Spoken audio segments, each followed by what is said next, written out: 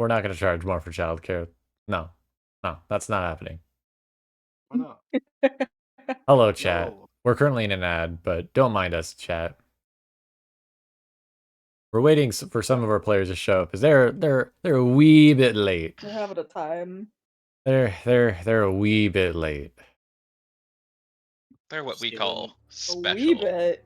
Stealing my language. Heartbroken. But a wee bit late. Oh, you say wee bit late. I said wee bit late. I said late, hey. No, you don't enunciate the T. Oh, shut up, you. You're gonna what me? You're gonna what? I said shut up, you. I need something way different. Wait, what the fuck did you hear? And there goes our Something not TOS. there goes our lack of cursing already. Don't worry, I didn't say the full word, so it doesn't count. It That's does. totally how it works, right? It does. It still Alright, counts. Pause the stream, restart it. To restart stream. No. We're already 8 minutes in. How you doing, chat? We're waiting currently for Sam and Mel to get in here. Hopefully you guys are doing all right. This is episode 26 of Deathmarch. Oh boy. Yeah. 26. It's been a journey. We were discussing it before you joined in, Mhara. What are you the most excited for in the coming game? Based off current events. Oh, I am really excited for this episode, to be honest with you. Oh, okay. I have said it many a times. The person we are going to meet is one of my favorite characters in CurseofStrahd. Okay. I am big excited. Thoughts on the changes to them thus far? I think you've done amazing so far. I think you've really captured a vibe that most people don't with them. Hog. And I like that. Yeah. Talk me up more. Yeah. Listen, Stroke that ego. It's a glaze stream go. It's a glaze stream now. Let's go. Yes. It rubs hands. No, but on a serious note, it is very good changes. I do really like what you've done with them. Pog. I think a lot of people don't tap into that side of him, I guess. Mm-hmm. And I like that.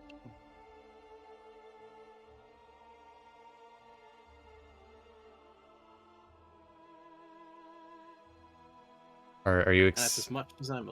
Are you excited to maybe fix your character? Yes, most certainly. Potentially. I don't know if we will be able to though, given that the party already hates the one guy that might be able to fix my heart. Fair. So, I think I might be screwed. I think it's dependent on choice words and social encounters.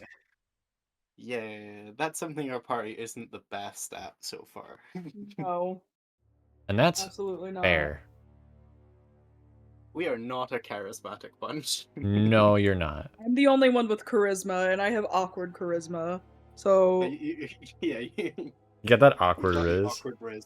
Yeah, awkward riz. Let's go. Look, I have no qualms Prism speaking riz. with people and talking with people. I'm just not the charismatic person of the party.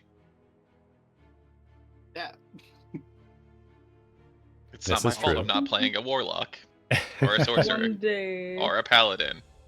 2 seconds. Or a Willow will bard. come into her own. I cannot hear you. Preemptively open my book of CurseofStrahd next to me. Yeah. Actually, hold up. Let me see if I could like just grab, because I have like the like bonus edition where they fix a bunch of like issues. Welcome in, Sam. We're currently live. Chat can't hear you. Huh? Chat can hear you, by the way. Chat can hear you. Oh, You are live in the D&D house. Do not swear. Hi. I'll nah, be Mhara right back if already. that's something. I said an abbreviated Scots swear that just happens It to sound like still an counts. English swear. It shouldn't count. The YouTubes cannot tell the difference, okay? Well, it should. I know it should, but it doesn't. Oh, If Hey, Right. if it's anything like Google's other voice recognition programs, it will not understand a word I've said, so don't worry. Did you enjoy the giant owl picture I sent you? Yes.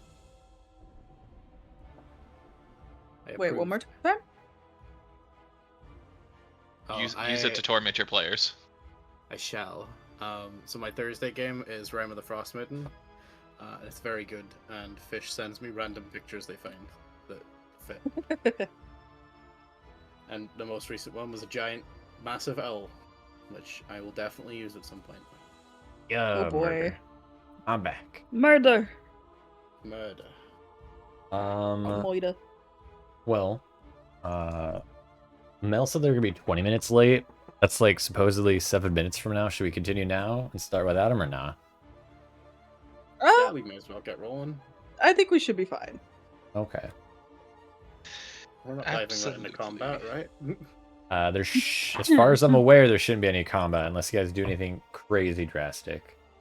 Unless we mess up so horribly. I'm gonna just say it ahead of So time. anyways, I started blasting. Samael, if you start slicing people, we're gonna have to have a talk. I mean, we're gonna have to have a talk right now because apparently I laid a pipe. This is true. We're gonna have to have a talk. Oh yeah, that's right.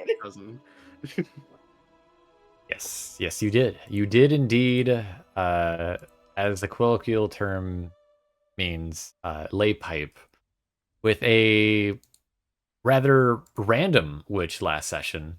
One that you don't really know that well. And you didn't do so with protection. I like how you said that and my dog started whimpering. You okay, bud? Your dog's worried for you. He knows. Yeah. He knows. Yes. Last time on Deathmarch, CurseofStrahd, you all had arrived at the small city of Kresk, the northwestern region of Barovia. And had met with the lord and lady, the burgomaster and his wife of the region, and through a emotional dinner, had realized and learned that the wife's heart was not long for this world, as very soon her heart would have to be given to that of the abbot, the Abbey of St. Markovia. You also learned of what happened to the burgomaster's son, and in turn what had happened to their daughter.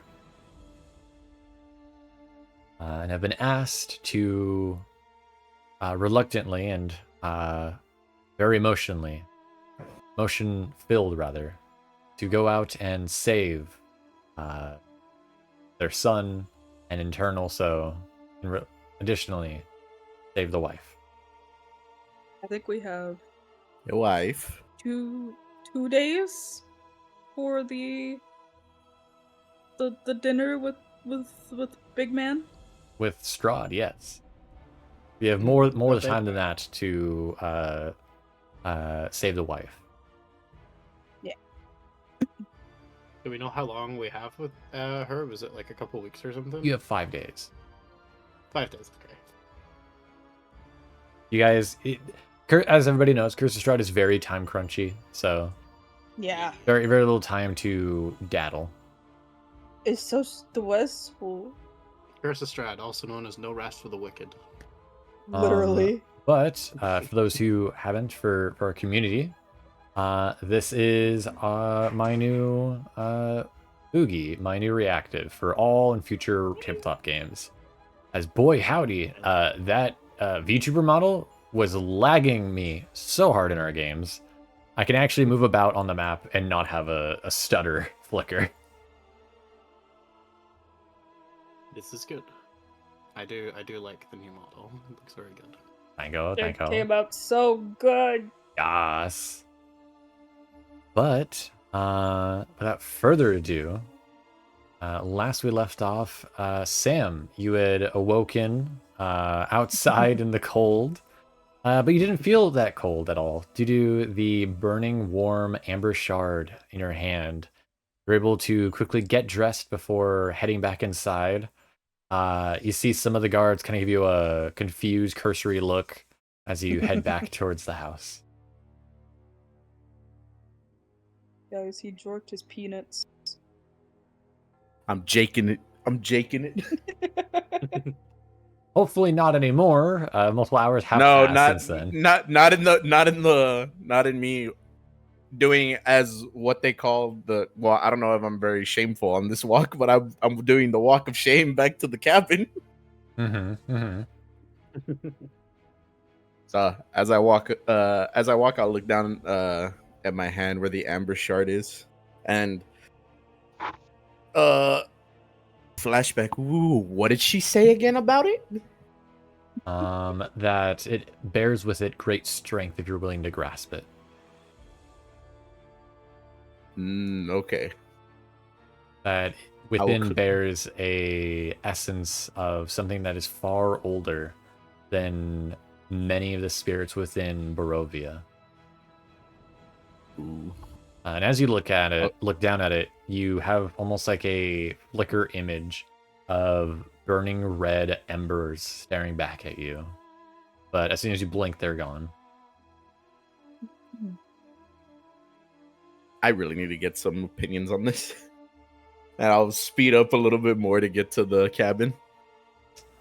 In the party, who would be the first to wake up?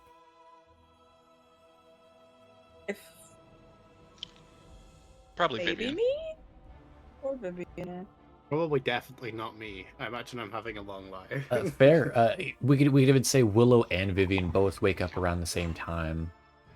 Waking up, making that early morning breakfast, morning tea. You both would be at the table when you turn to see the door open, to see a Samuel enter in. Probably a little surprised to see you both awake and turn to look at him. Eyebrows shoot up.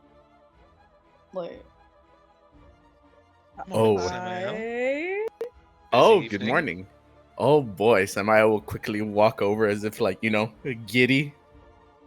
This stays between us, but we will but we will tell Cere after this. Do not tell anybody else, and I need advice in multiple things. Uh-huh.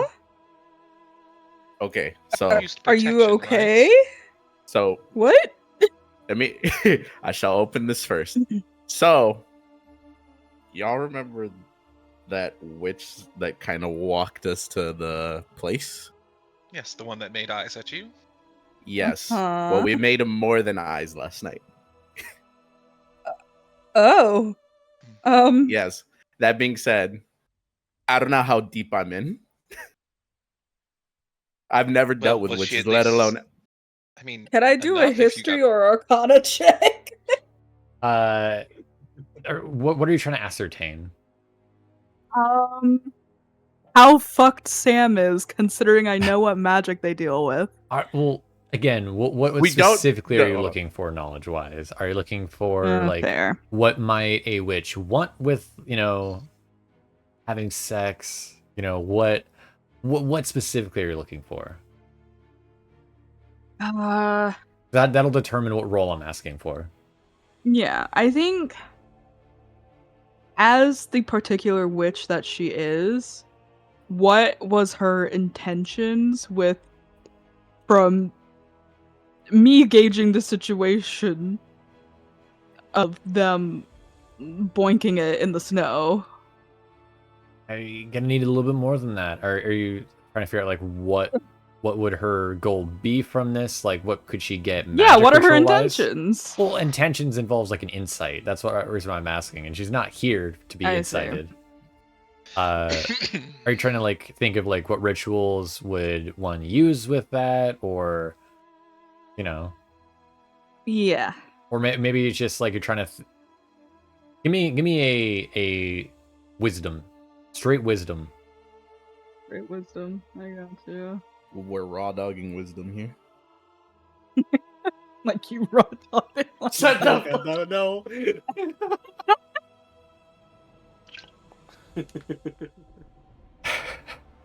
Nice. Well, damn. All right. Wise as fuck. With that roll, you're able to ascertain there are numerous reasons why.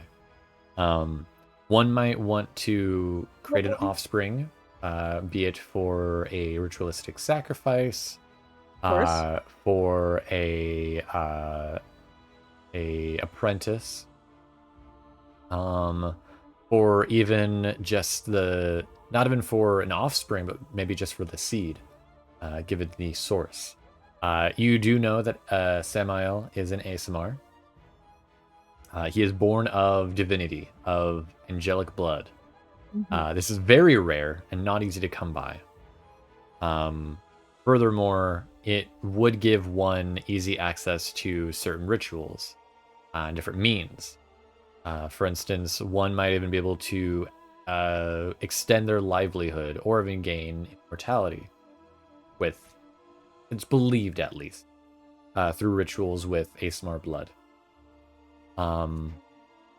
However, as far as you are aware, Samael's not said that he was, drained of his vitae, just of his one-eyed snake. Seed. Would they know like that I am an ASMR? Would they know that? We've seen your wings. You've showcased your wings. They haven't. Cousin, you don't really exactly hide it. I don't use them that often. They have. You're not there. You have used it against certain fights where they were present in. That's okay. Hold on. For instance, Ezek, or unless you're talking about the witch, or you're talking about the party. Yeah, the witch. Because I feel like they have ways of knowing. I wouldn't be surprised. I think I know something, but I don't know for certain. But because there's been a handful. I haven't used my wings as much as I would want to, and I haven't used them like inappropriate moments. But no. remember the weird like scarecrow? I think that was like atop her. Was it atop her hut? The Strix. Yeah, the Strix. And do you remember when we fought a Strix? I don't think he used his wings then. Though. I didn't use my wings against that. I thought you did in that fight. No. That was shortly before Cere was like, "You need to stop using that every 2 seconds. Like, you're gonna get caught." No. I think he first used it in the bride. I used fight. it. No, he used it before the bride fight. He used it when we were journeying before Vallaki, because that's when Cere had the conversation with him. I know the map we were on, but I don't remember what we were fighting. Oh. Well, I don't think it was against that. Hold on, I need to see a photo of this think thing. it was. It might not have been the Strix, but it was around then because I remember we had a fight, and then it was after is when Cere went like, "You can't keep using that all the time. You can't just flaunt that like it's normal. People are gonna." I will say in either case, Sam. She does know what you are. What the fuck? Okay.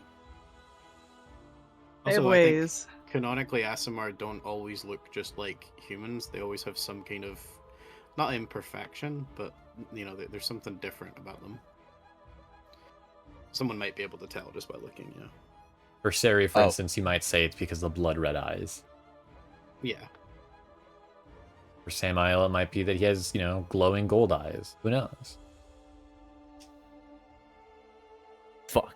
Well, anyways. In either case, you would know that those are the series of things, Willow, that there are multiple reasons why, though it's hard necessarily to pinpoint exactly what.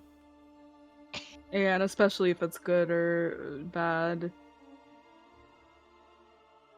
I'm just gonna be like, this party and their questionable decisions.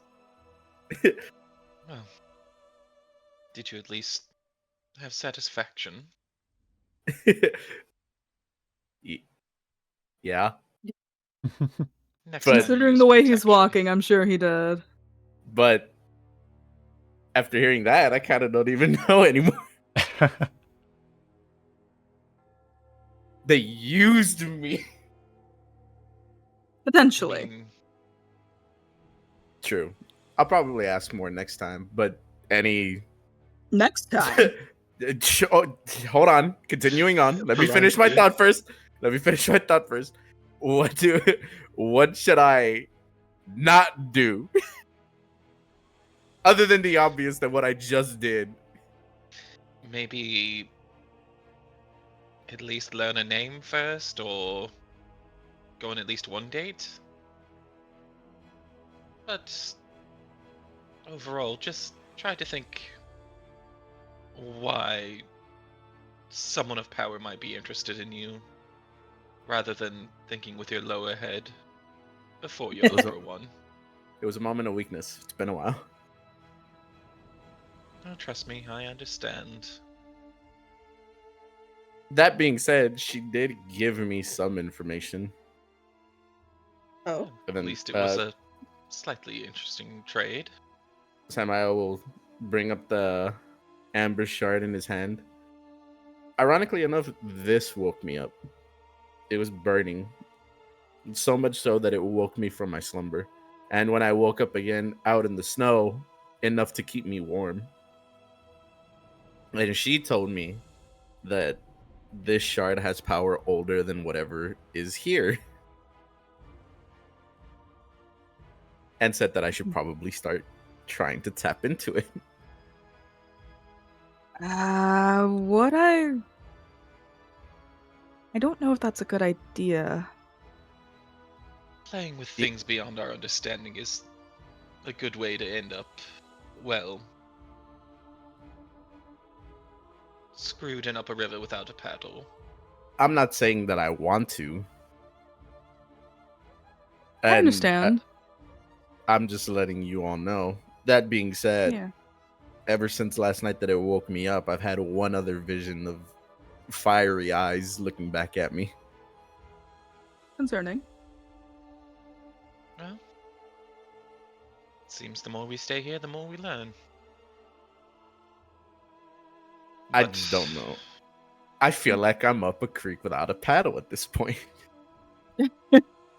That being said, I've been in this place before, just in different situations a lot throughout the, my time as a knight. Mm-hmm. You could continue to see her to get more information out of her, but what her intentions are, it could definitely vary.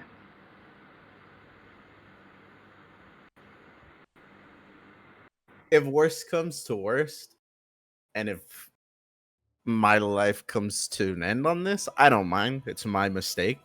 But I don't want it to be the end of y'all's too. I swear to God. I don't want it to be the end of yours. So worst case, I'll parlay my life for y'all's, and y'all can get out of here. I don't think we're in that kind of trouble right now, but... No. But I won't hesitate to do it. I appreciate the effort, dear. But I think we should focus on what we can control right now, like helping Cere or helping I this know. lovely family. We have to help our gracious hosts. And if I'm honest, I don't much like this abbot. Ever since he walked in and started parading himself as something more, it kind of rubbed me the wrong way. And yet he might be our only option for helping Cere right now. Yeah, that's unfortunately a pill that I'm gonna have to swallow if we have to ask that. Well, I think we should get to know more about the abbot before we make any final decisions. Oh yeah, There might I'm not be aspects probably of the not. man that we can exploit. I've already dove headfirst into one thing. I'm not gonna dive headfirst into this one, especially if Cere's at risk. Speaking of which, Samael will turn around and start walking towards the door of Cere's room. Cere's sitting upright, staring in the door frame. Oh, cousin, do I have something to fill in? Indeed, You did that last night already.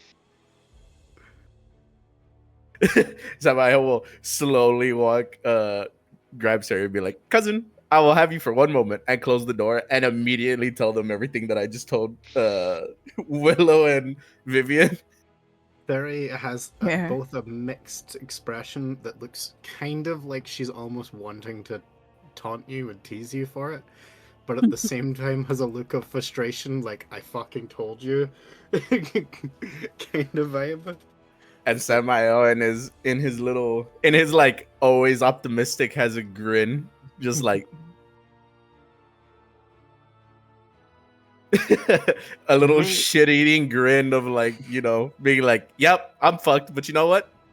I'm here." May I just say this only once, cousin? I hope, for your sake, that she was just very interested in your charismatic aura. Oh, cousin. I hope so too. I almost want to be like I told you so, but nevertheless. Oh, you could. Don't worry. Everybody back while I was training would always give me the "I told you so" speech. Even my amazing mentor. Good, then you'll be used to hearing it. Well, let me just start with "I told you so," and then just like she goes on this big ramble. You close the door, and she's rambling until that door opens. Vivienne is just gonna see sipping tea with Willow and going, this is nice. Samuel will carry Cere to the table. Sorry, we'll continue to lecture him all the way to the table. As I put him down, you'd match my mentor in lung capacity in the way that you tell me all this stuff. What can I say? Granted, he hit a lot harder. So you see Cere just like shoots you a look as if to say, just you wait till my heart is fixed. I'll show you who hits harder. At it, Samuel will put his index finger on Cere's forehead. I didn't have to wait. You swung your scythe at me, remember? Yeah, but that wasn't me trying to kill you. So you're gonna be trying next time. Samuel's eye will widen his eyes a little bit and push into your forehead a little more. It looked like it from my point of view. Exactly. You used whatever that was on me. Samael, why are you in the habit of borrowing trouble you don't need to? Am I really gonna have to run through this again? I already got told so much smack back in the castle. Listen, I only tried to harvest your soul from your body. I didn't exactly do anything. Only. You say that so casually. It is it not? Eat whatever tea, drink whatever tea, and eat whatever breakfast they've made because I need it also. Sorry, would also do this. Right before Samael sits down. That being said, what are your thoughts on this Amber Shard? I think it's strange and clearly some kind of.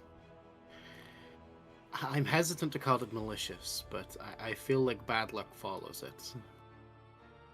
I feel so too. However, not to sound as if it's a bad thing or anything like that. You and I are cut from the same cloth, just different weaves. So what do you think I should do? Do you want the honest answer, or do you want the platitude? I think we're close enough to give honest answers. I mean, we've almost died multiple times already. Well, if I may, and I know it's a bit hypocritical coming from me, but I think you should be a bit more careful. I agree as well. Who you perhaps lay with, if I may. True. However, what of the Amber Shard? Though I objected. I objected when she had brought up the aspect of power with I have enough power right now to defend y'all, my friends, my team. Unfortunately, that makes you a fool even more then. Yeah, she brought up the aspect of having more power to defend y'all. But always good. Yes, but fiery eyes don't seem like the, welcoming committee to let's be partners. Oh, got a look at that amber shard, and there was nothing good about it. It literally gave the aura of evil. Yeah, I must confess, I do get bad vibes from it myself. I haven't exactly closely examined it, nor do I want to. I mean, if we can chalk up any information based off its last owner, who had a demon hand. That's fair. I mean, let's be real. We can't really talk when it comes to complaining about people having otherworldly aspects to them. Well, am I here, by the way? Am I in the room somehow? Yes. Sure, at you some can point put you Yes, would you are. Okay. meander in. Why don't we, as I come in the fucking Seinfeld theme, like the jingle plays, like the audience cheers? Jerry. Why don't we ask the man himself, actually? We can't. What do you mean? Oh, but we can. He's right here. And he's in I do have to perfectly speak good with health. Dad. He's in perfectly good health. He may be missing a head. However, perhaps he can I reckon he could probably hear. Maybe he can answer some yes or no questions. Well, that is true. I do have that As that amulet. as I dump a horrific red amalgam of that is now Izek, which I have him, by the way. It's canon. I have him. Semi, will stand up real quick. Take that outside. What if our host would walk in? Whoa, what? I just trying to enjoy breakfast. Do I not like have that on the table. I like spawned in through a dimensional door. Where are we? I like to Inside. imagine. I like to imagine we were all sitting at the breakfast table and we just assumed Kiso was asleep, and we're like, "Oh wait, Yeah. Kiso, do you not sleep with your eyes open?" I do. Actually, So- Granddad, so did we you just hear see you any sitting of at the the table? conversation? You may have seen my decoy. Aside from that, Grandpa, did you hear any of the um, conversation, or do I have to relive my mistakes one last time? did somebody scorn you? Did somebody like No. scold you? It's not Oh, school. I scorned somebody. All right. I don't think Oh, that's. no, I mean- I don't think that means what you think it does, Samael.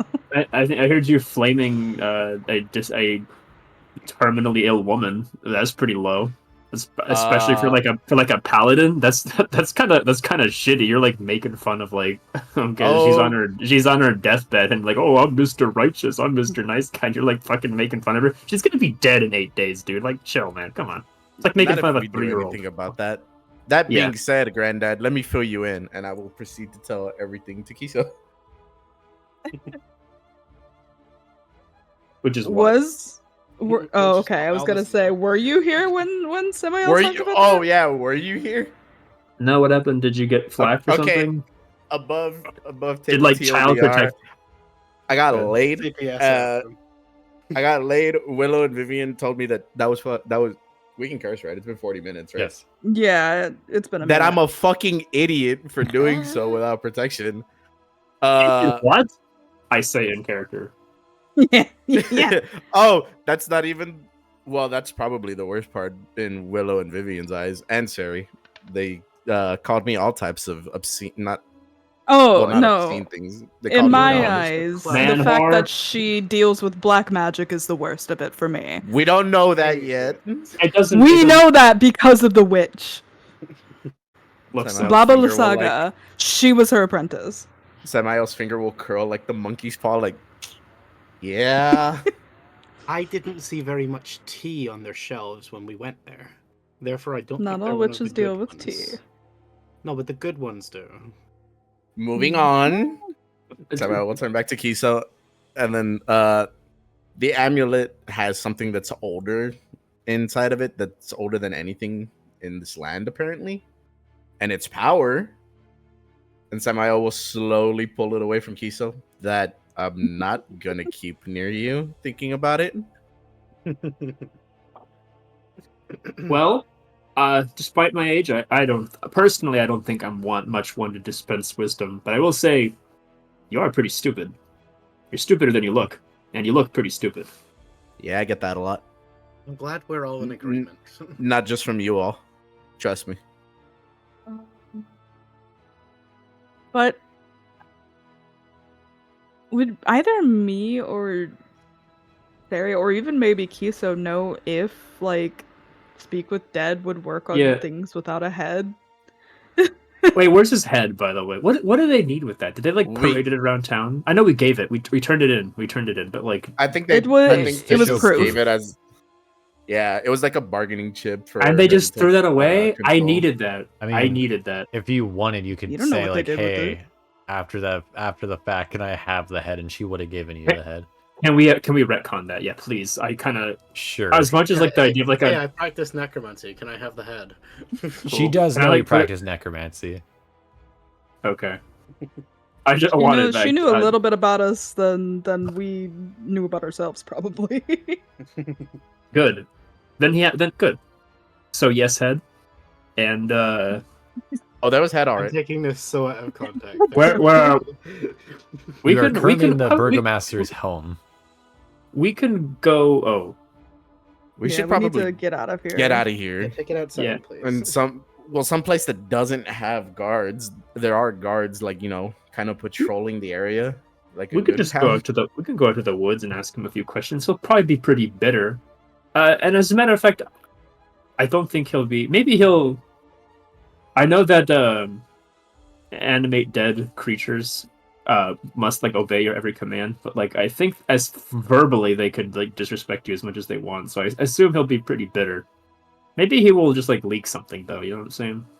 Who, Like give us I don't. give us a clue. I don't have this remember who it talisman. was. But who had the last blow on him?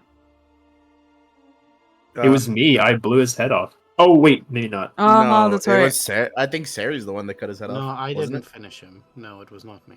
It was Um, Kiso. I remember now. I think it was Kiso. Yeah, shot. I think I crit him. Yeah. Kiso He figured it might out. not answer to you, maybe. He might not really answer to all of us, honestly, but I think you the most he probably would refuse to talk to. Well, I Since have you- the Okay, talisman. I'll look the other way. He'll probably say, "Look, what we're gonna do is somebody's gonna be like, oh, you fools are all a waste of breath. You don't know what power is. Oh, it's from Lord what's his face." And it's like, okay, thanks for letting us know that information, idiot. You Back to just the let bag me- with you. He's good. Yeah, back into the bag. Back to the bag. But no, if you're willing to provide me with the questions, I can always activate the talisman to get the information.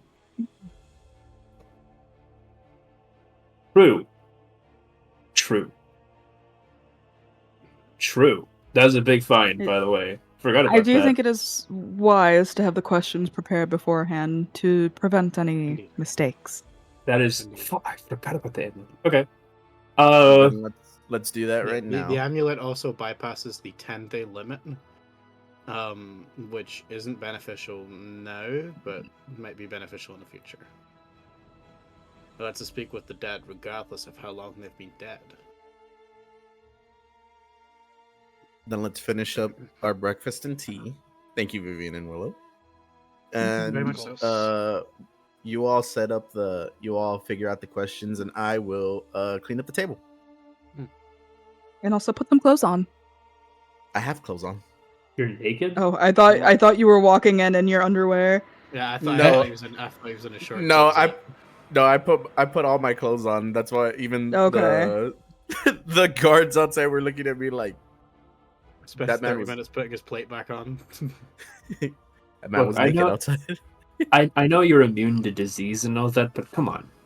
You gotta maybe just on principle, maybe just Are have a hexes decency. transmitted in other methods? Is that a way of transmitting hexes? An I'm sure it's STH. possible. Yeah, an STH.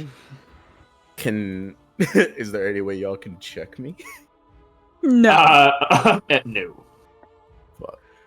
I like you, Samael, but not that much. If you really need someone to look you once over, fine. If you can. I'm sorry. No need to apologize, dear.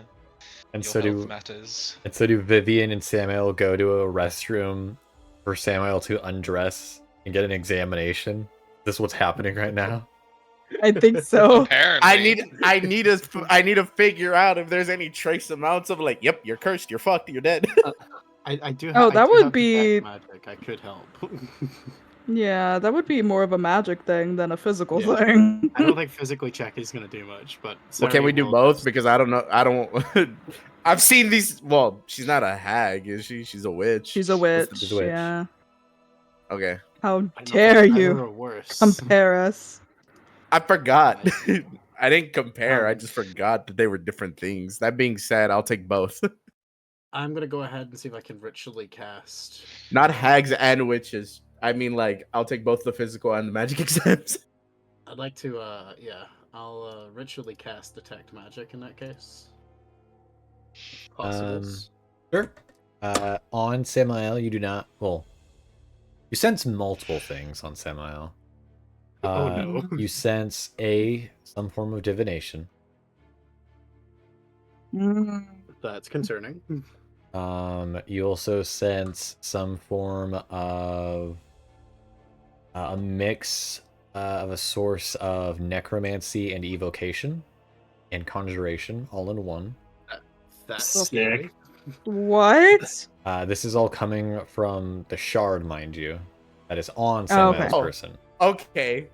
I was like, what the fuck is it? I was gonna say, because my next thing is I'm gonna turn and look at the rest of the party whilst it's still active. Do I detect anything on them too? Yes. On Oh. Willow, you sense, of course, necromancy. Though I feel like we already knew this. Oh yeah, because of my necrosis. I forgot about that.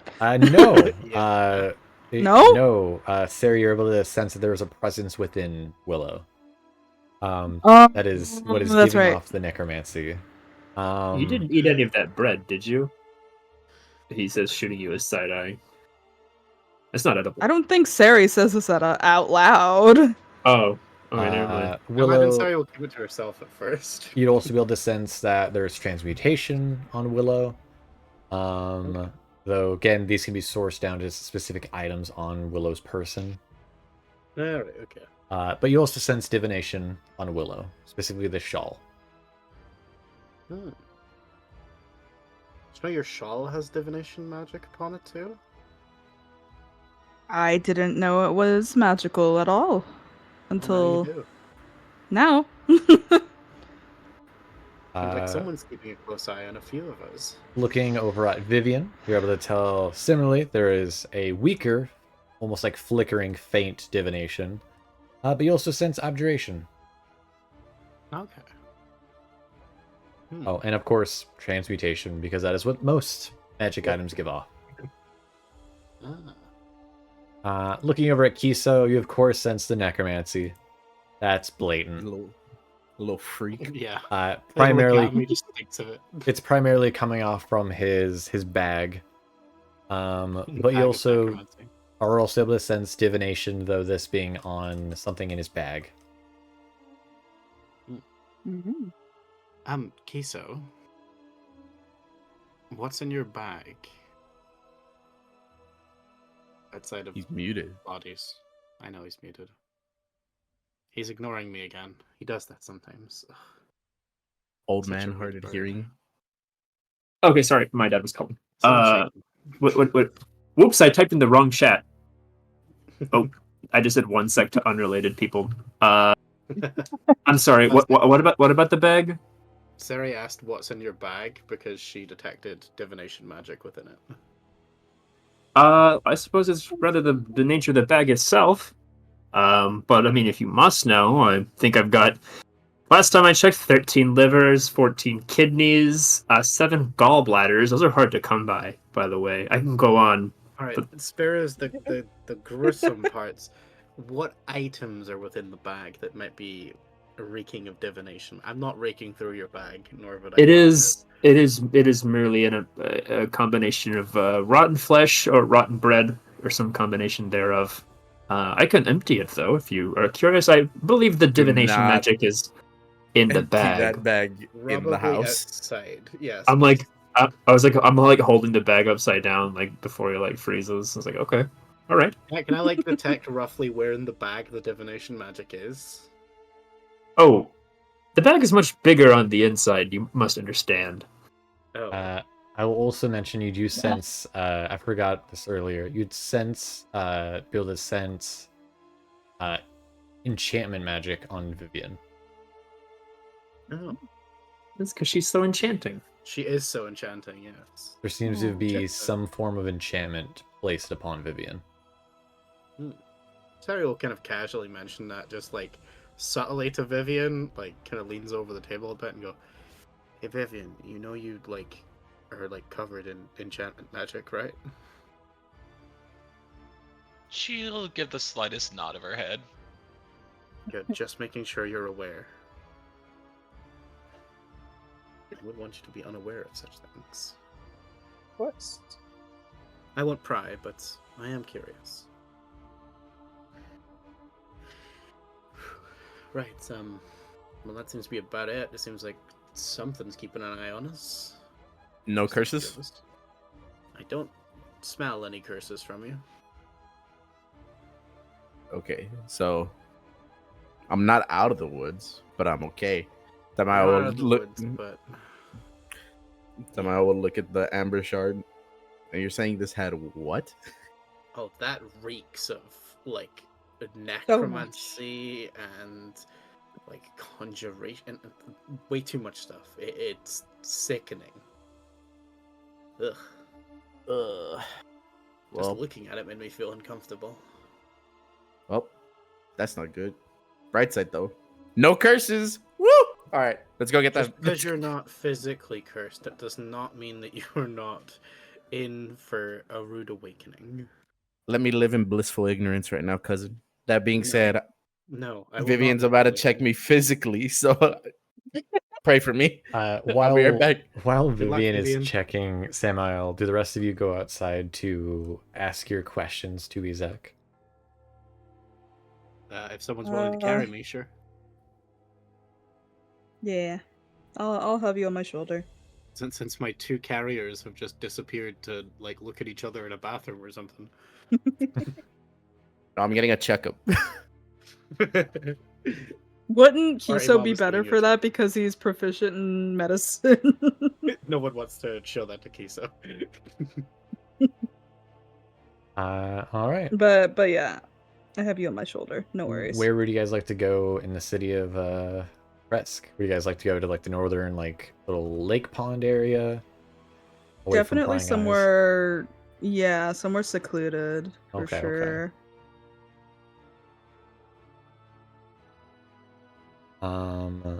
All right. You guys are able to light some incense and lay out the body.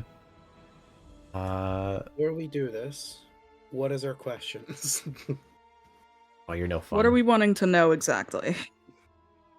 I don't know what I want to know. It was Kiso's suggestion. I'm just able Well, to facilitate it. I Wanna think know you where he got the Maybe- shard. about the shard. Yeah. Yeah, maybe where he got it.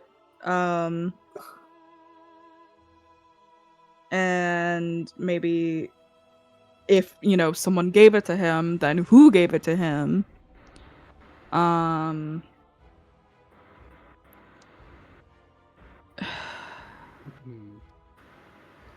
I want to ask about the arm. Is that?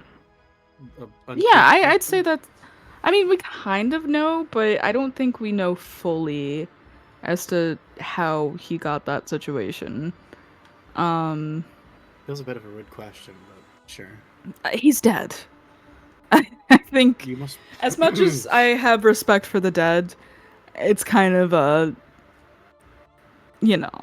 Cere like shoots you a glare for a moment, which is a look that she hasn't given people in quite a while here. And she kind of goes, as much as that is the case, we should still respect the dad. No, of course.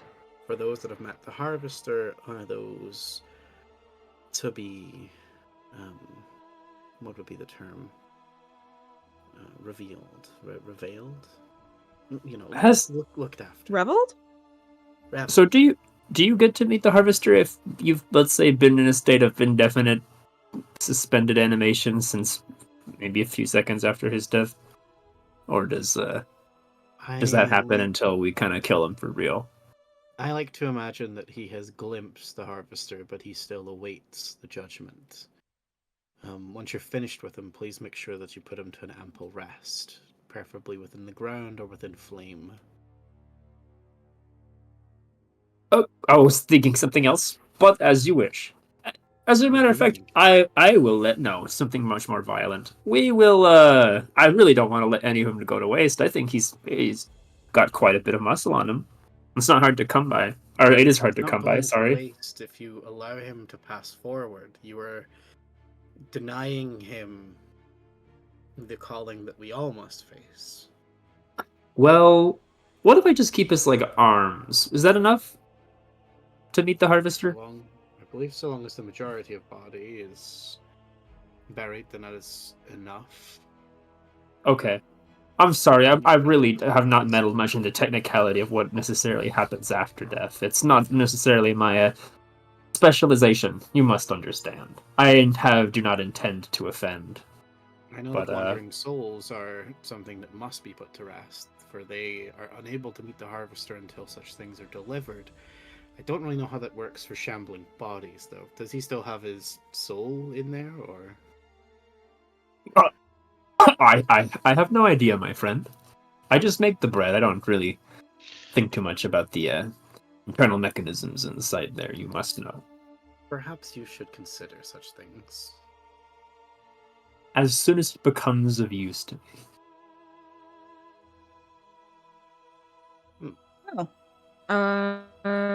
So...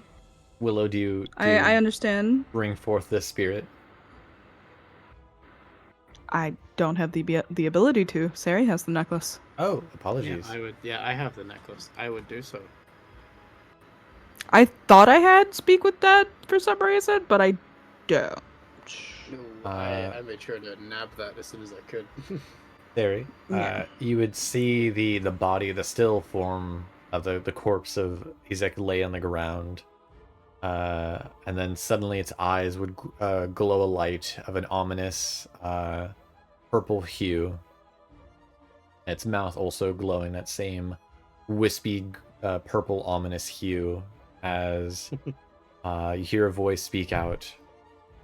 You have called forth Izek Srasny. Ask your answers. Good morning, loyal guardian of Vallaki. We have a few questions. First, how did you come in possession of this shard? And she sort of points towards... Oh wait, no, Sam had it, didn't he? We could probably say we took it from him, maybe. Yeah, in which case, I'll point towards Willow, who's holding the shard. Yeah. The shard of amber. Okay, I was like, oh, take a step back. What are you asking? How did you get in possession of the shard of amber?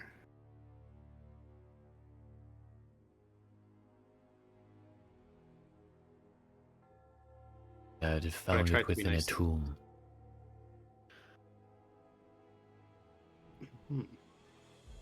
Where Go on. Tomb? Wait. Wait. Be careful. That may count as another question. We don't want to get monkey's paw. Yeah. No. How many did we get? 3? South. 5. I see.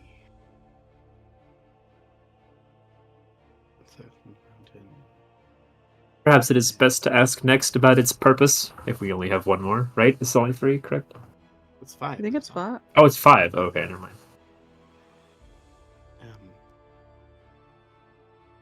I must ask, what is up with your arm?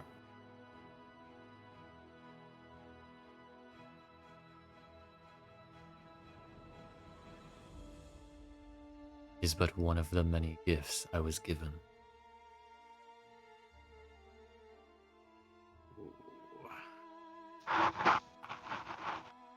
Given by whom?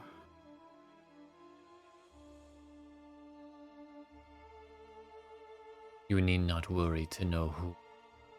You will die before you meet them. Damn. Sorry, tilts her head in confusion. Sorry, we're gonna look over towards Kiso. Is there anything else? When dealing with these types, you really must be quite specific, or they'll give you a vague as possible answers. At least, I think it is perhaps most informative to ask perhaps the what powers does the Amber Shard possess? Most specifically, obviously, some sort of scrying.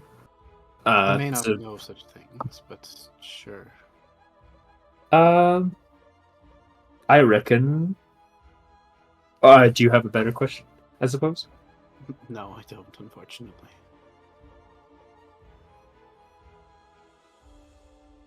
Maybe phrase it in the sense of what powers does the Amber Shard possess?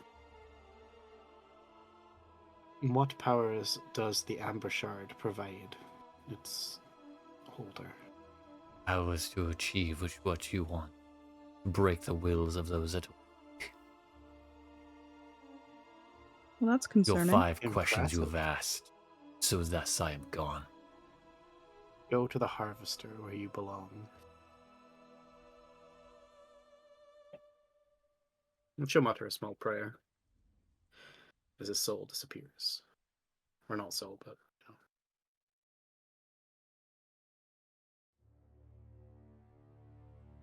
Well, at least we got some information. Especially Indeed. where he got it from, too.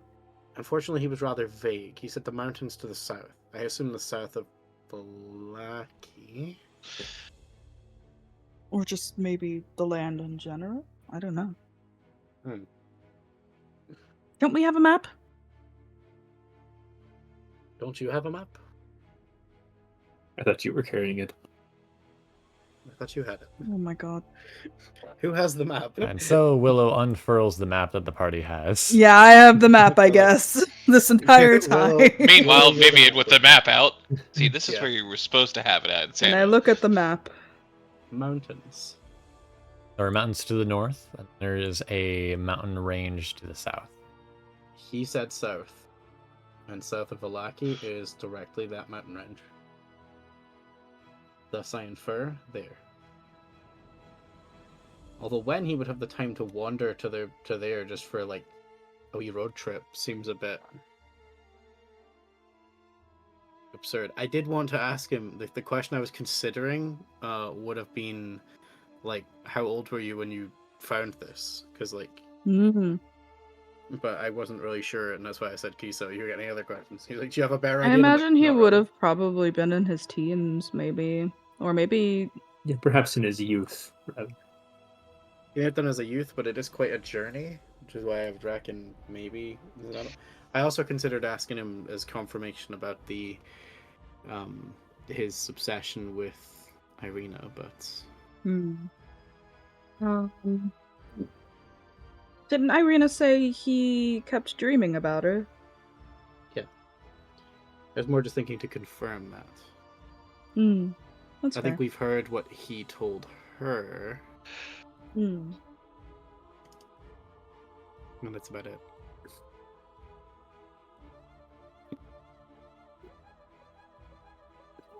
At least we got something out of him. Though some answers vague, I think this wasn't unsuccessful. It could have been more successful. It could have been worse, though. He's a spiteful man, and I'm sure he's being intentionally vague. Oh, most Personally, likely. I don't think he was as vague as he could have been. I think I've I heard of think people being a lot more vague before. I think he was. I don't think he could have been much more vague. We asked 3 questions. We asked 1 question, which led to 3 more. Had he been of any real use, he would have just answered it with that 1. But then again, he was not exactly a pleasant man in his life.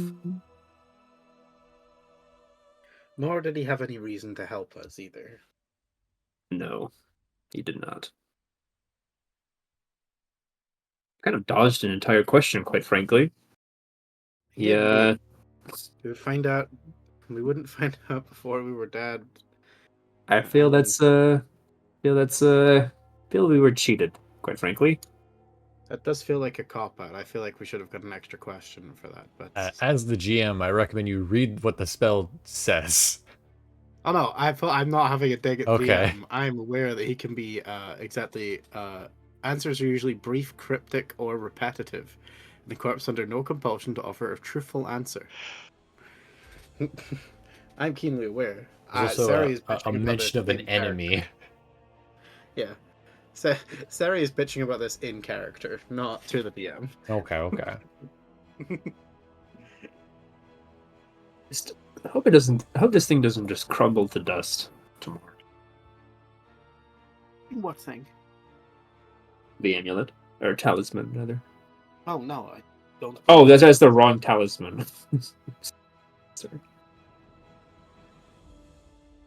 The one Oh, I yes, have it is. Yes, it is. should Now. return. It was muted. As long as we don't overuse it, I think we should be okay. Yep, you're only using it once a day. If you use it more than that, I will haunt you. 96. Before you die or after? Both. Probably both. And so I Tell me presume, one to know Kiso, my poker. you shove this corpse back inside your bag. Yep, I just like Luigi's Mansion vacuum sucked, like he's just sucked into the bag. Alrighty. I will say for Vivienne and Samael, your examination comes inconclusive. There doesn't seem to be any inherent signs on Samael. You do, of course, find like signs of hickeys, but you don't find any inherent marks of a curse, like physical marks of one. No disease. Nothing carved in with the nails. No, I mean, other than what you'd see during sex, but like aside no from ritualistic. that, yeah, there's no knife carvings of like a large sigil on his back. She didn't. She didn't cut it out with her fingernails on him. You know. I No. fucking hope not. No. He was too distracted. Nope. You just see like the normal scars that have appeared on Samael during your guys' journey. You would see the scar in Samael's mid. To say it's the midriff, near the kidneys, near the organs. It seems to be healing better now. Oh my goodness. Vivienne, did you? Oh, not back yet. As Okay. Samael is getting closer towards healing his internal injury. His stomach. My stormy. Did you check if you have both kidneys, Sam? Like both of them? You have two. Yes, she. Vivienne would have looked for any kind of organ removal. Yeah, there doesn't seem to be any. Yep, your kidneys. I've seen that many times in my day. 11 times, as a matter of fact. By chance, was it you doing it? Well, some of them, yes. Not all of them, though, surprisingly. Believe it or not, you don't actually need any sort of magical power to do it. Well, you seem to be in tip-top health, all things considered. Thank goodness. Because I would have been more worried if there was like a sigil scratched on my back. Yes, that I would would be too. That would have been concerning if you were on call booty called marked. You know what? True. But at least you finally got to see that scar on my shoulder. What a lovely time that I had at the barracks back then. It's a shame that we were juggling knives that day. What? Oh. Never mind. A tale from his time in the barracks, apparently. Yes, back in Casia. Mm. Well, I do miss my brothers from time to time, and then I remember we were all a little bit rambunctious. Oh, the higher knights really had their hands full with my group. But you know what? Story for another time. I mean, it sounds like it. Can you show us your knife juggling skills? There's a reason I have the scar on my shoulder. I was going to say, I don't think there's much. To skills be fair, it shown. wasn't my fault. I have 3 daggers right here.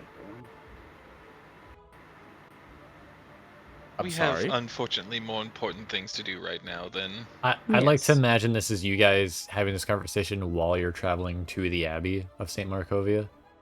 Yes, friends. Oh, very Yes. likely. Yeah. Continue. But yes, the more I learn about you, the more concerned I get. We were just As a do lively I. bunch. We Though did when learn some. go on. Please, roleplay I amongst was yourselves. just going to say. Oh.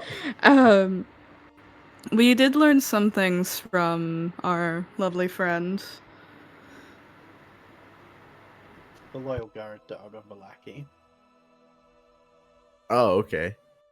What did you all find out? Samael reaches his hand out to see who had the amulet.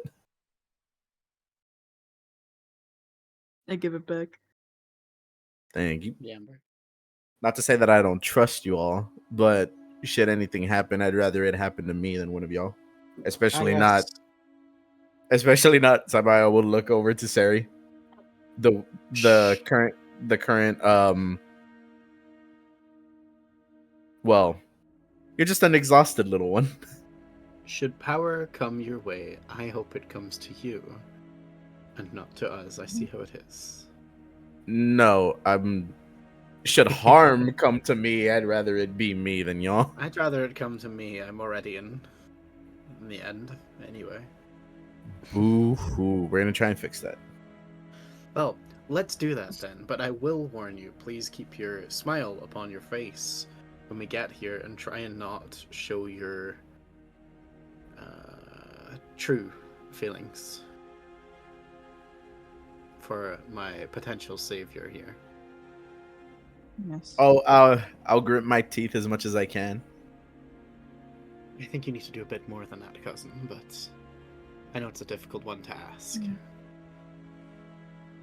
I will try my best, don't worry. After all, we do only have one side of the story. Yeah, but as I said, his whole parading into the home and, his whole demeanor kind of rubbed me the wrong way. Perhaps it was justified. Perhaps. But we'll see. Indeed.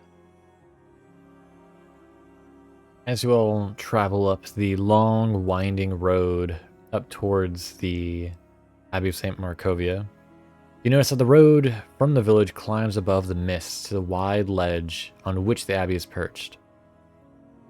A light dusting of snow covers the trees and the rocky earth. The gravel road passes between two small stone outbuildings, by either side of which stretches a 5-foot high, 3-foot thick wall of jumbled stones held together with mortar. Blocking the road are iron gates attached to the outbuildings by rusty hinges. They appear to be unlocked. Viewed through the gates, the stone abbey stands quiet. Its two wings are joined by a 15-foot high curtain wall. A belfry protrudes from the rooftops of the closer northern wing, which also sports a chimney billowing gray smoke, as seen in the animated video before you. But let me bring you to the map.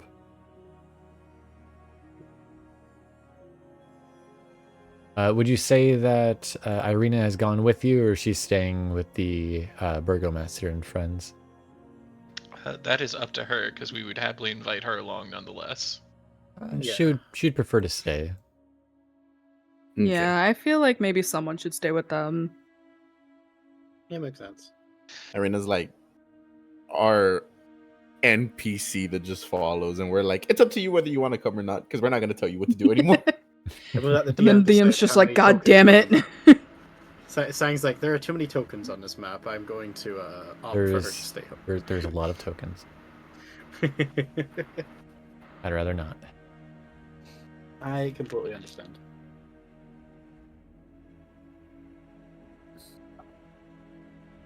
Real quick before people start moving around.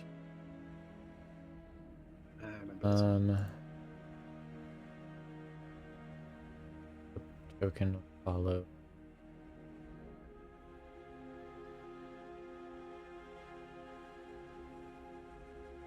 There we go. There we go. Now you guys are free to move. Oh.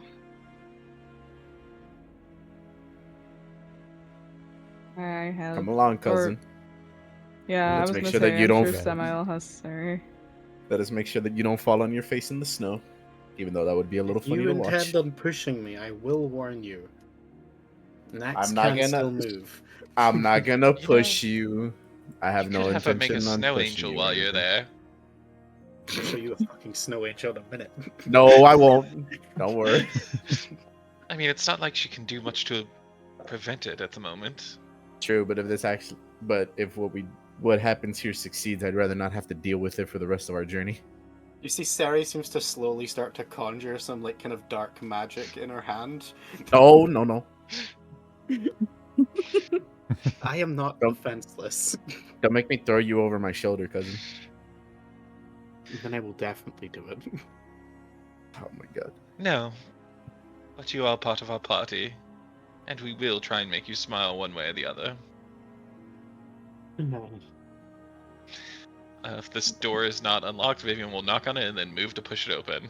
Yeah, you'd see the rusty iron gate seems like barely like closed, if that makes sense. Like it's closed, but you're pretty sure like a heavy wind would open it. She will open it and step through. Open the door. Unless somebody closes the door. Made it through. Ah, Come along, Willow. And Chai? Chai? So, you would see upon entering, you'd see two figures immediately turn to look at you both. Both of which seem malformed and weirdly mutated almost. Before you stands one man who is hunched, his face twisted in that of a hound. You see a snout and a dog ear raising up on his side, one of his legs even that of a canine. The other, however, you'd see looks very different. You'd see one of his arms seems to be that of a reptile. Seems to grow across his side of his face, while the other seems to be that more of what looks almost like a wolf man, or maybe even that of a boar. You're not fully certain, as he seems to almost shroud his body in his cloak. However, both turn to you as they loudly call out to you. What brings you? Why have you come? You see the figure step forward. we Zygriff, seek an odd. but he might be guest of the Lord. We seek an audience with the abbot. You see one apparently named Zygriff will approach you. What is your names? Vivienne. Kiso. Cere. Samael. Hello. The Bellevues will welcome you then. As he will introduce himself as Siegfried Bellevue. Hey. It's like a reptile. Pleasure to meet you. And this Siegfried. dim-witted brother of mine is Otto Bellevue. It's good to meet you, friends. Pleasure to meet you as well, Otto. A pleasure, pleasure. to meet you both. Quickly this way. Likewise. It draws cold this day.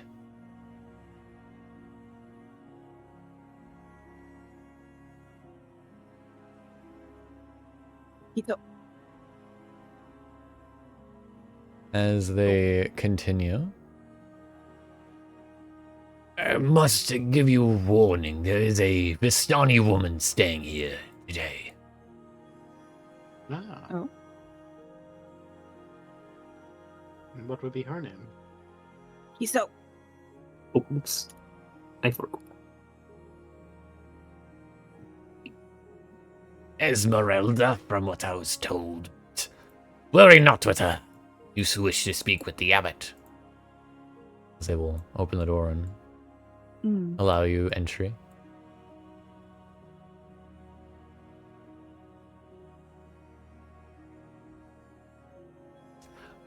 On entry into the larger courtyard, if you will, you notice a series of things. For one, the high 15-foot high curtain wall joins the Abbey's 2 wings.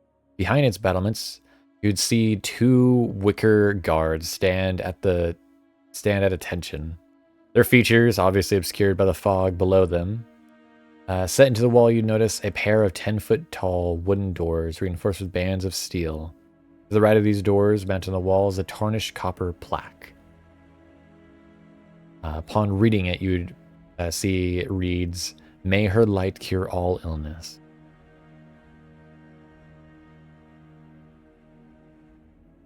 However, furthermore, upon entering the courtyard, you would see the thick fog that fills this courtyard swirls as if eager to escape.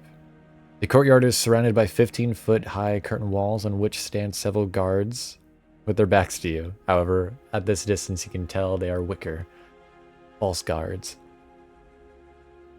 It's clear now, they're just scarecrows. Wooden doors to the north and the east lead to the Abbey's 2 wings. In the center of the courtyard is a stone, well-fitted, with iron winch, to which a rope and bucket are attached. Along the perimeter, tucked under the overhanging wall, are several stone sheds with padlocked wooden doors, as well as 3 shallow alcoves that contain wooden troughs. 2 wooden posts pounded into the rocky earth have iron rings bolted to them. And chained to one of them is a short humanoid with bat wings and spider mandibles upon her face. The quiet is, however, shattered by the horrible screams that you can hear from one of the sheds. An interesting place. Heed them no Over to mind. Sem. Are we sure this is a good idea still? It is an option we have. You'd hear Otto say to Siegfried, I'll take care of Marzena. You go deal with the guests. as he will begin approaching the bat-like creature. As you are then able to see whom is Marzena.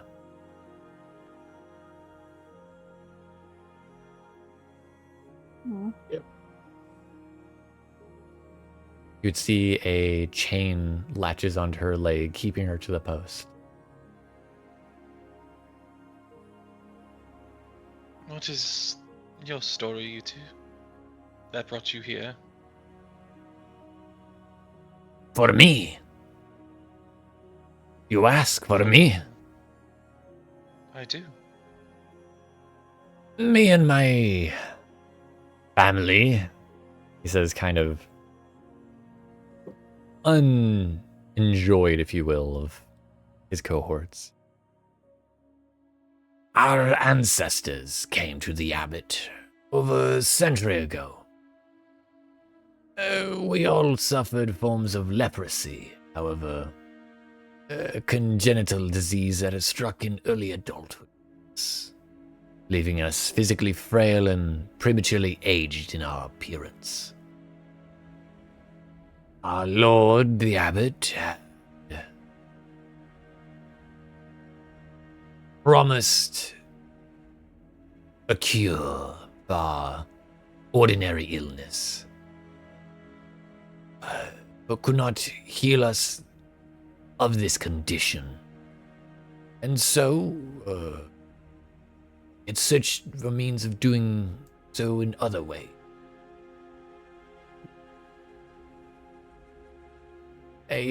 Another individual approached and told the abbot of a forbidden law that was housed within some ruin to the far south, that give some form of availment. And so, the abbot had offered a new and unique treatment to us Belleviews in turn, replacing blinded eyes with eyes of a cat, cathartic knees with the legs of a mule, liver-spotted skin with the scales of a snake, and so on, with that of wings of bat.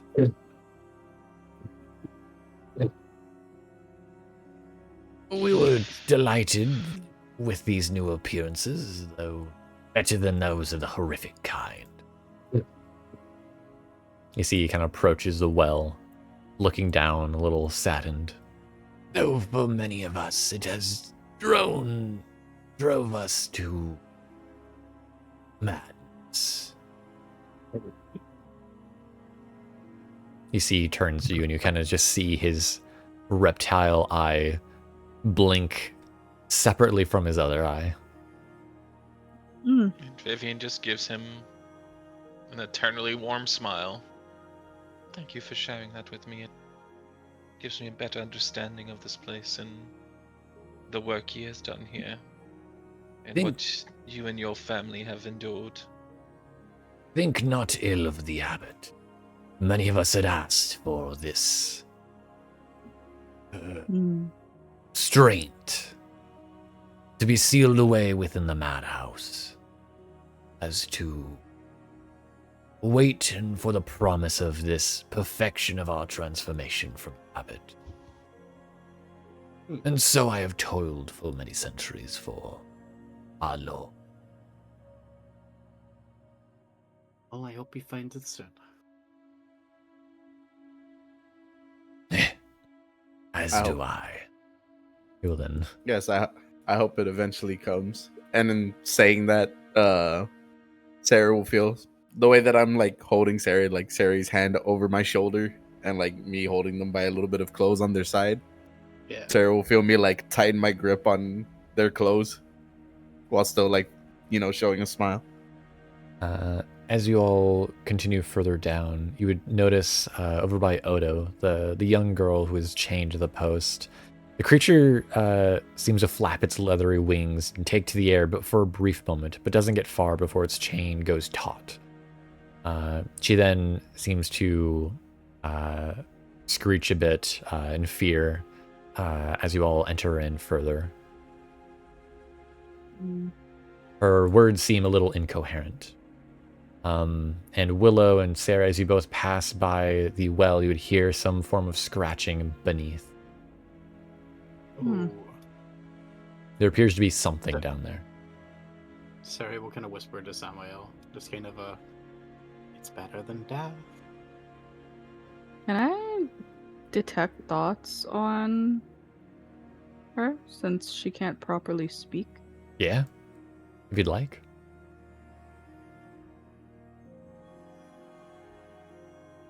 Pop open the spell if you don't mind. Samael will whisper back to Cere, like, this doesn't seem any better. They would choose this over death any day. You would surface level thoughts. You're able to detect fear, strangers, creatures, monsters, hurt, pain.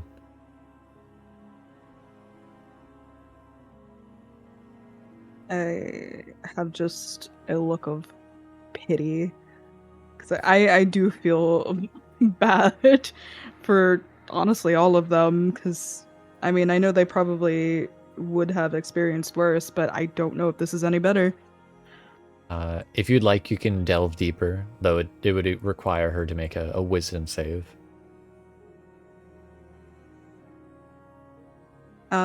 I don't know how long we're lingering in here, but if possible, I would like to.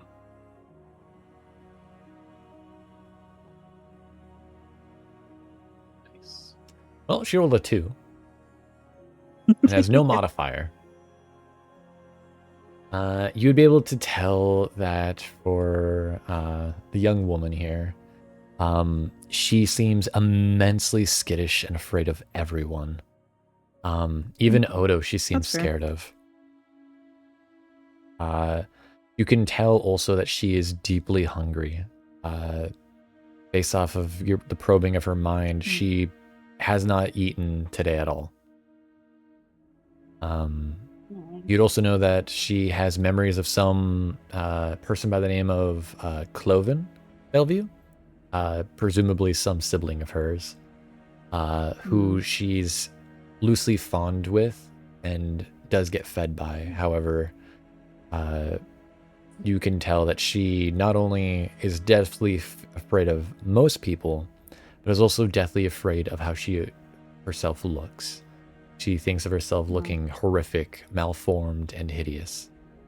And just not a surface, but a resounding thought you could hear in her mind is that no one will love her. Oh, my heart. She's cute. With your detect thoughts, you can also sense that there is something within the well. I mean, I think we kind of already fair. figured that out. Within the well, you're able to sense a young boy. Oh. He seems lonely and confused, but hopeful. Do you wish to look down and see what's down there? I think out of pure curiosity and just feeling for these people, I think she will. Looking down, Will I regret that? Maybe. Looking down into the well, you would see what appears to be 3 semi-glowing, just due to the reflective light, 3 glowing, almost like orbular eyes. You presume probably some like insectoid-esque eye, you'd presume. There may be another Bellevue within their deformity of some form of insect variety. However, as you kind of peek over, you'd see the figure kind of like tilt its head, looking up at you. You'd then see it very cautiously begin to rise up from the well to look up at you. Would my dark vision be able to like see that far? That they're trying to rise up towards you? Or at least like see what they look like. Not necessarily. Dark vision doesn't give necessarily color. You're able to see shapes. Well, no, I know that. Okay. Because this would just look like different shades of gray and black to you inside the hole. And so you just see a presumably boyish figure with long matted hair with what appears to be 4 arms. Very anxiously and nervously beginning to climb up the well to look at you closer. At which point you'd see some of the light reflect on their face as you'd see this figure. So there's no bow upon them. Yep. You'd also see no mask. Adorable. You would see the creature look up to you, and then you'd hear in a very guttural and also almost like chittering voice. Friend? I give a nervous wave. Sure, yeah, we're friends.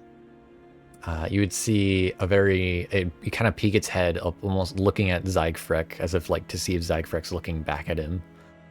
But then the boy would raise up a small little, it's not the best quality, but a small damaged red flower towards you.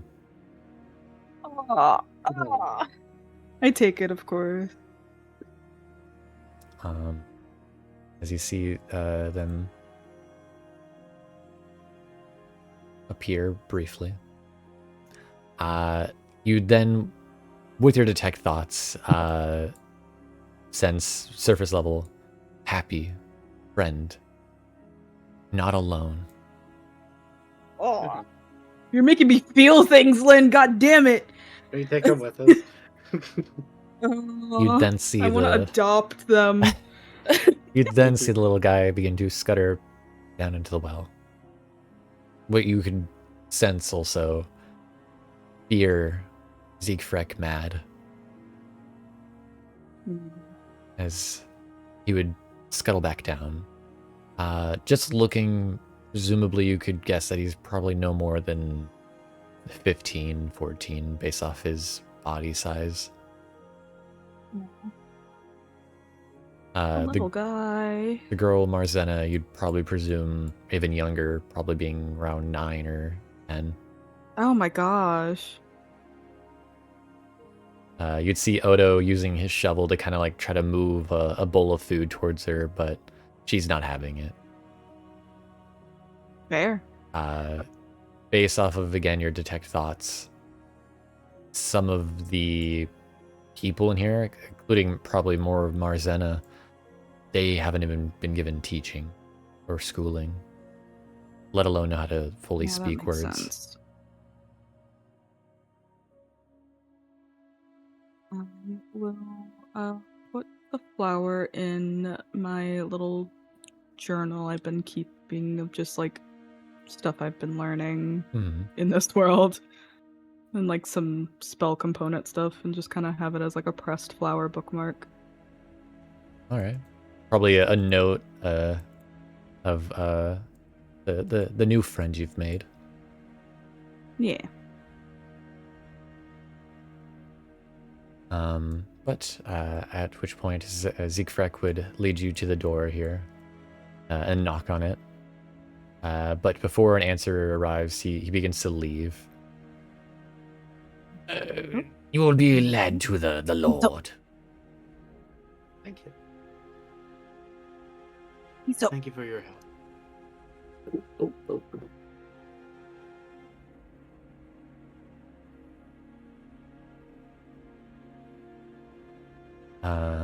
At which point, after a series of knocks, the door would open, and you would see a figure answer the door to you all. Presumably that of Cloven.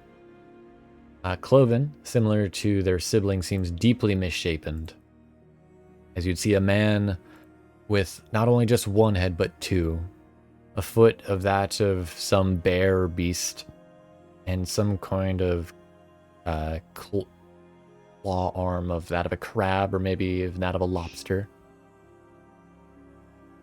And then that of a second human head on their shoulder.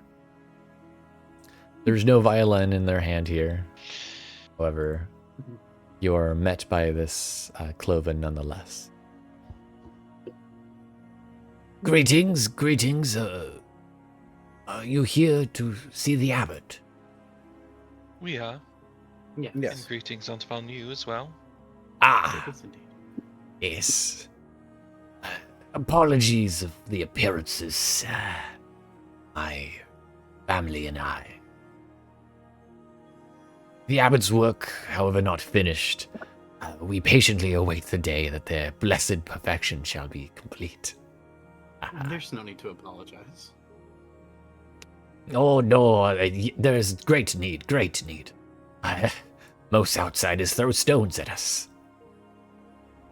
Then they are fools for what they see and they do not see. We hope to match the perfection of my father, Chris. He achieved great perfection. We are soon to follow. Well, that's good to hear. He would then lead you all within.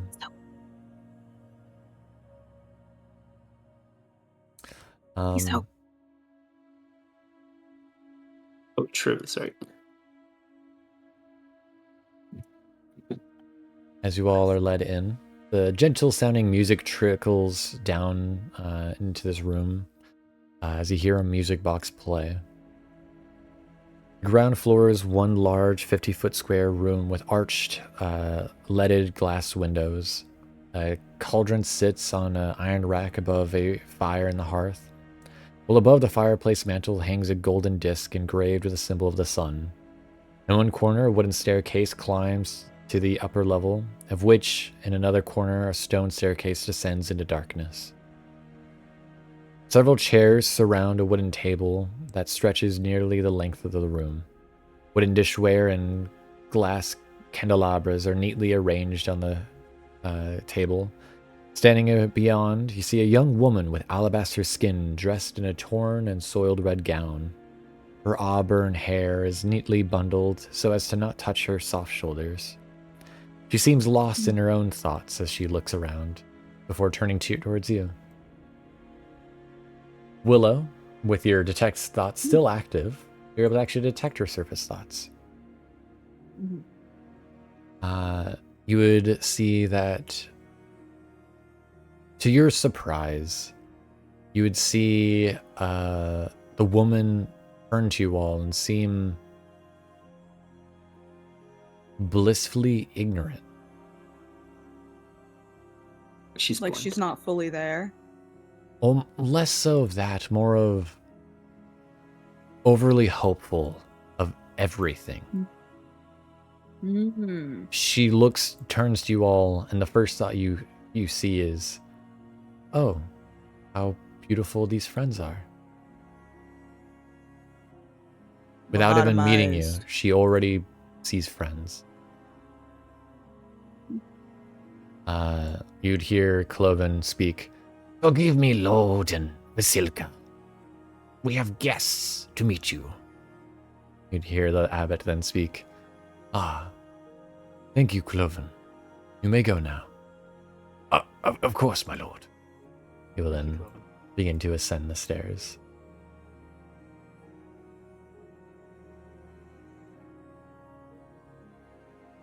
At the mention of Vasilka, I'll show you what she looks like.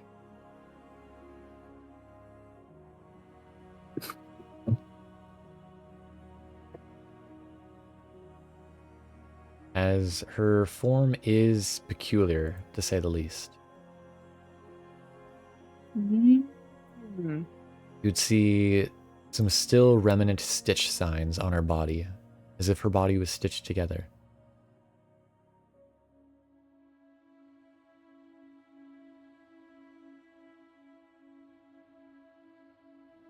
However, See.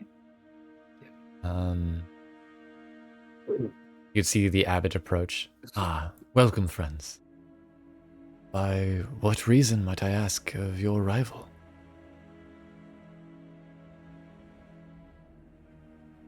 We come seeking your aid. Oh? We had been advised from the father within Vallaki that he may be able to assist us. What ails you so, child? I unfortunately have become afflicted with a condition which means that my heart will soon no longer beat, and at present it is struggling to function. I do sense a darkness within your chest, child. Though it seems twicefold. Twicefold? He smiles. Please, take a seat. Oh, sure. So I kind of look towards Samael. Be like, could you please? Yeah, I'll walk you. Don't worry. Thank you. Take a seat.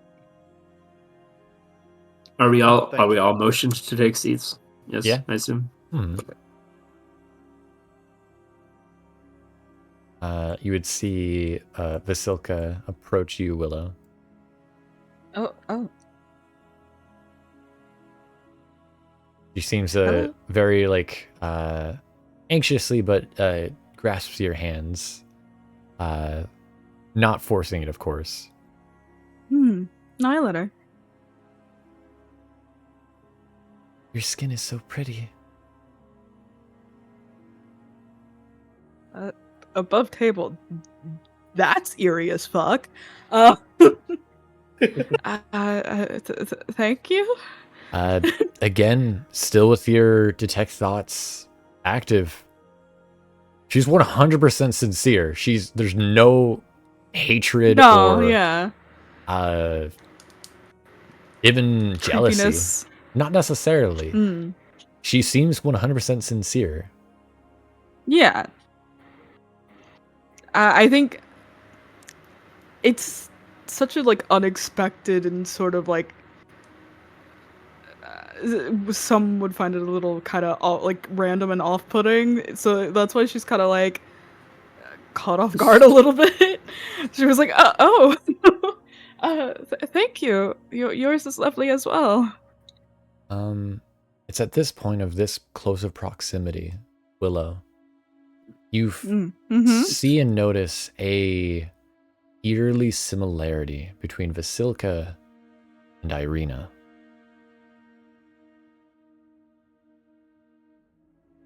Jotting that down real quick. The body proportions are almost a 1-to-1. The breast size, 1-to-1. The collarbones, 1-to-1. The facial bone structure, 1-to-1. How the fuck would he know any of this? The hair is not exact. The eyes, of course, are not exact. But she is very, very eerily similar to that of your friend, Irina. I'm just kind of...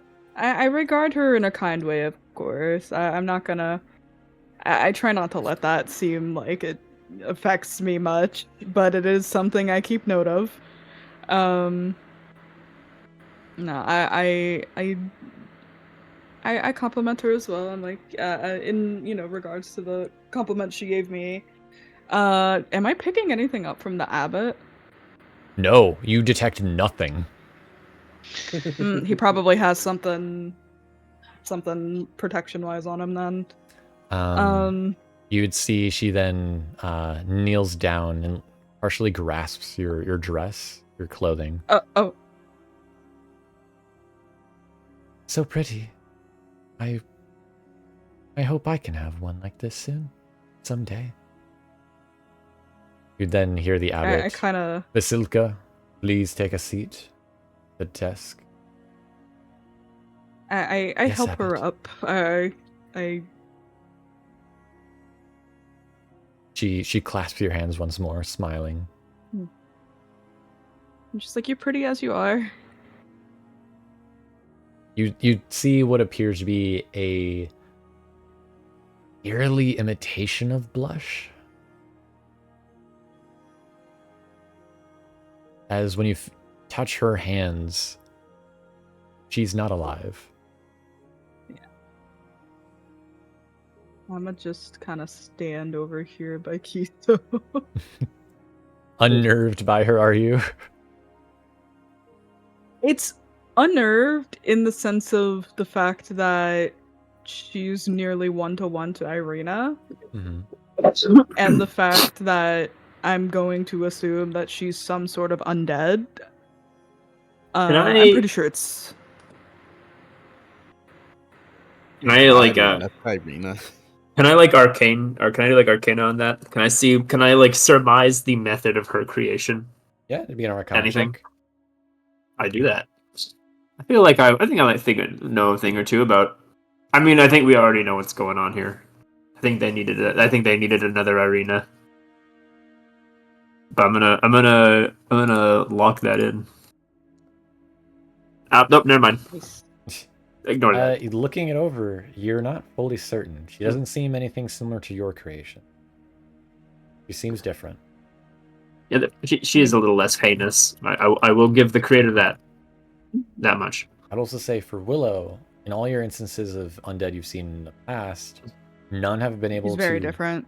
hold this form of conversation, have these thoughts and these emotions. She has thoughts, she has emotions, though they seem odd. Like, what's the fucking word? I can't think of it.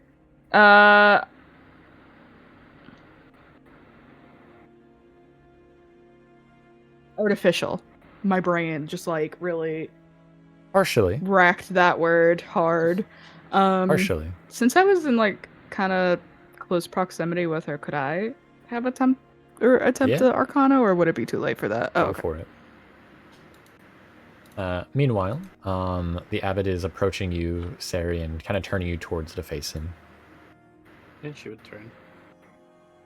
Willow, with that knowledge, you can tell that she is not undead. Oh. But she is not a living person. Like a construct? She's a construct. Mayhaps. But I don't think I would be able to properly tell. That's the only thing that, like, you know, from process of elimination, like an assumption, if you will. Something seems to have animated her body, though her body itself seems pre-constructed. Mm-hmm. Interesting. However, Alrighty. the abbot will look over Cere's form. You are twice darkened, child. You have fallen upon dark times, on your soul. However, further than that, curse has been inflicted upon you. The curse is the great problem I found. I had unfortunately made a misfortunate deal with a dark creature, and that was an error.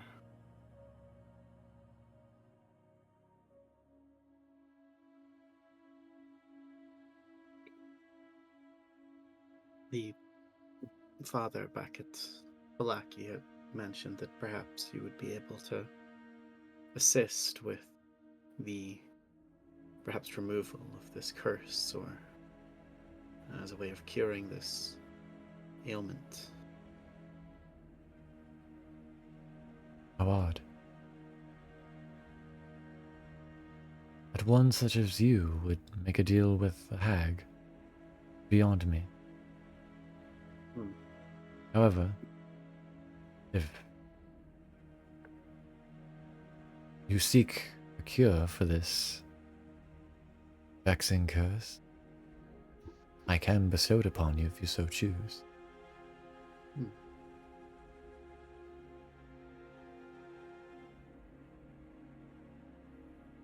I would greatly appreciate such thing. I turned to them in a moment of desperation, and as a way of distracting them, it was not my smartest decision. No. Child, we must never turn to the darkness for answers, or cures our ailments. We must look towards the light. I see. Indeed, the darkness should be rebuked. I know of that. You would then see he places a hand upon your chest, and a warm sensation begins to spread throughout your entire body. You would then not necessarily hear, but almost feel as if glass shattered within you.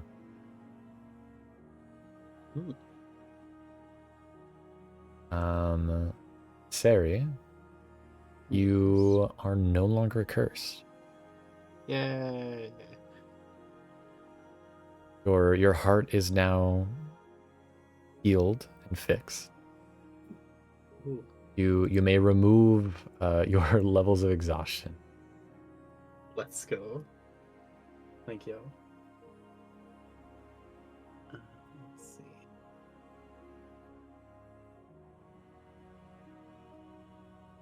Yeah. Nice. That was crafty there. Let's go. He would then place he would still, with a hand still on you.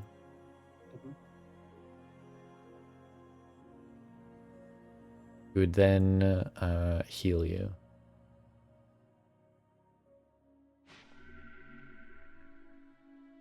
For 25 hit points. Let's go. Full HP, almost. Actually, no, full HP. I'm bad at maths. Sorry, we kind of look with she almost has like tears in her eyes. She sort of looks up to him with a very thankful expression. Thank you, dear Abbot. I am immensely grateful. Thank you. I don't even know what to say. He bows forward. It is of course my duty. The Abbey of Saint Markovia. In Saint Markovia's honor.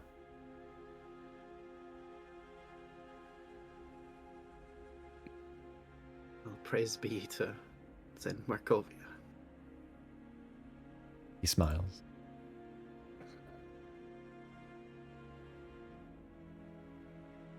However, Well, for the other burden upon your shoulders, I alone cannot fix this course you have driven. You've walked that path for many moons. I am confused as to what you're referring to. You have fallen from grace, dear child.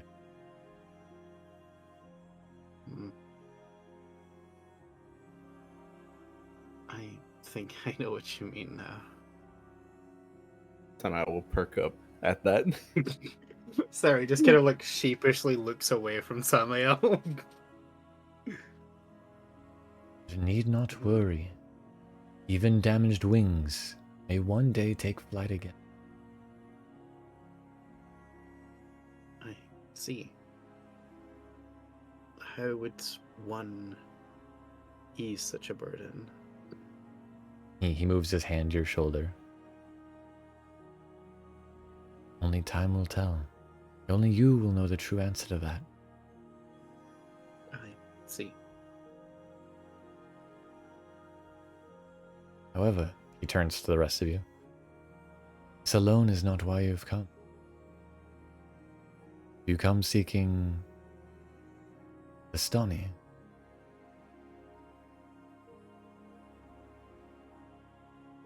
We didn't know she was here until one of the ones outside told us. I will I don't mention believe. the burgomaster of Kresk did mention the Vistani woman who had aided them, who had gone up here. Gotcha.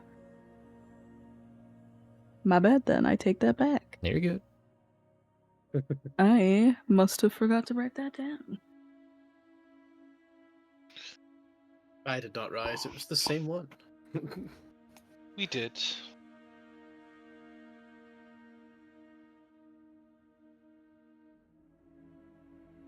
Indeed. And we also just came to learn about you as well. Well, at Indeed, least our- I did. Yeah, our encounter with you originally left me rather curious. I'm gonna also pause the game just briefly, just so I can go get some food. No worries. Okay. Understandable. All are more than welcome to roleplay amongst yourselves. Heck yeah. As the abbot seems to turn towards Silka. Turn to everyone else with a excited expression, just kind of like pointing at my heart and doing like little thumbs up. At least it's fixed, and hopefully there are no ulterior. Oh, jinx it. I, for one, feel better than I think I've ever felt before, and I don't even know how to begin. Well, that's good. At least you're out of harm's way now. You could try slapping Samael on the back of the head and see how that feels. No, we talked about strength. I have to hit him properly. I'm not just going to slap him. Well, what did I do? You know exactly what you did, cousin. I She didn't- says, leaning over and firmly pressing your forehead to match what you did to her. I'll admit, I I shouldn't have done that. But can we avoid the hit? We'll see. Maybe I can let I'm you off the hook for all the carrying you've been doing. Hopefully.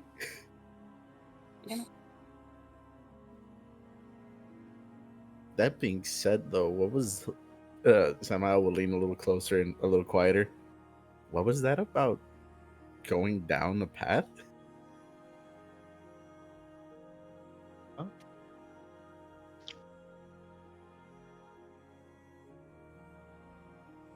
that you've walked this path for a while? Yes, cousin. I thought it was obvious. Me and my kin are similar to you, but not the same. However, despite my insistence on the differences, I do believe the abbot sees us as more similar than I guess I care to admit. We are but one of the same. The difference is that you are a burning bright beacon of hope for all around you. And I once burned as you did. And now no longer. Then I will scoot a little closer and lay his hand over you, but you'll get there. I have full faith in you. I have full faith in you to come back if you wish. Even if so, like I said, cut from the same cloth but different weaves. It was once the same weave. Now just a different pattern. Changes Just nothing say- for me though. You're still, pushes your forehead again. You're still part of the group. Bless you. Bless you. Thank you. The abbot will also intercept and say, "Separate the two weaves may be, it is not impossible for them to be rejoined." I see. I wasn't even aware that it could be rejoined, but...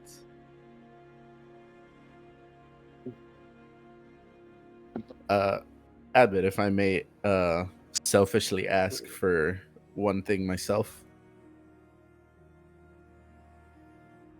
I may or may not have had a selfish escapade. I was wondering if you could check me to see if there was anything left lingering. Cere, nudges him in the ribs as he's talking to try and get him to shut up, but, You do seem to quite like being inspected, I must note. Though I am regarded as an idiot, I am a very cautious idiot, and I would like to know. Harvester, you are truly a fool. If it's not possible, that's perfectly fine. No, you're good. I'm just trying to. I don't know if he knows what these amber shards are. No, I'm not talking about the Ember Shard. I'm talking about my other thing. No, he's talking about If his, he has sexually a transmitted magical hex. STD. Oh. I'm not talking. I want to know if, they left like a little, like a little parting gift, like a little, we're gonna hide that for later. Ah. Cere I'm will not- try and interfere to be like, "Dear Abbot, please ignore my dear cousin here. He is simply worried about things that are not of worry." I can While Cere's talking like that, someone has their eyes upon you, dear Samael. someone. Yeah. Indeed. I cannot tell of whom. Someone is watching you.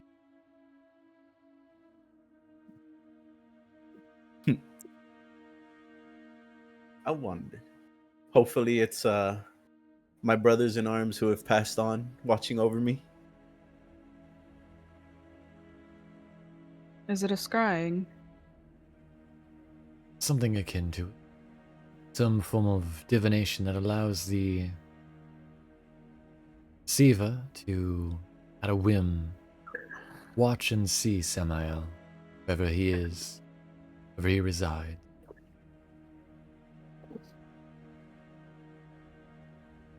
Above For what table. reason, You just I had know to not. stick your dick in crazy. Yep, goddammit, Samael. I don't know if he's talking about that or if it's just like an effect from the fucking the Amber Shard, because I didn't get a chance to get rid of it. I was gonna try and pass it on before he he actually did his whole thing, but he did it before I could pass it on. I don't know if it's that or the other thing. I would not be surprised if she like put something on you to stalk you, basically. You got chipped. Yeah, he got chipped while you were in this.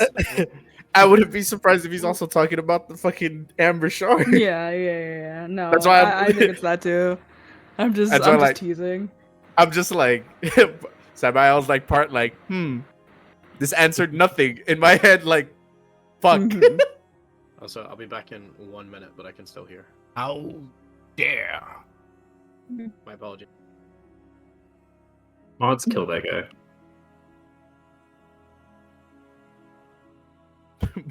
Let's kill that guy. No way. But thank you very much for your insight, Abbott. I very much appreciate it. Also, Samael will like put his hands together. I'm very sorry for asking of a selfish request after you did such a thing for my friend. Is my pleasure. As a pious follower of the Eternal Dawn, it seems only right that I help those in need. Well, thank you very much either way. Of course.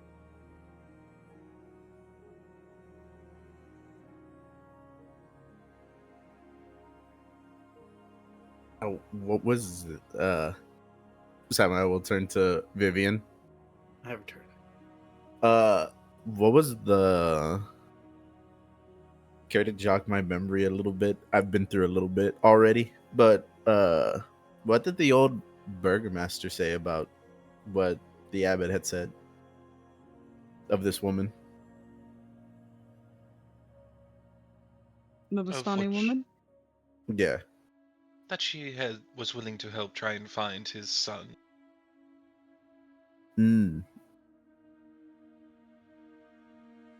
Is there any way that we may meet her and talk with her? Of course. If you'd so wish, I could very well lead you to her room.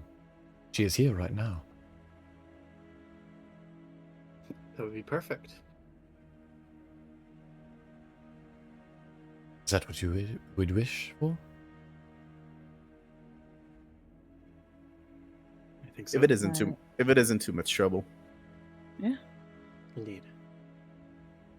I wouldn't want to inconvenience you or cause you to miss any appointments or anything you have lined up for the day.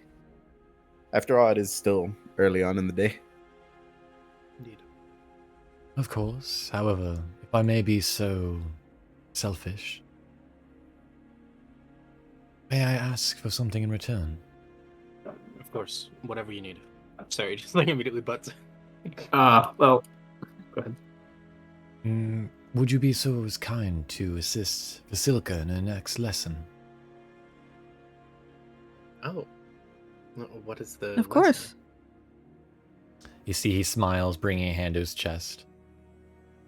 As much as experience and love I have of the divine, I must admit, I am wholly ignorant in the ways of love between a man and a woman.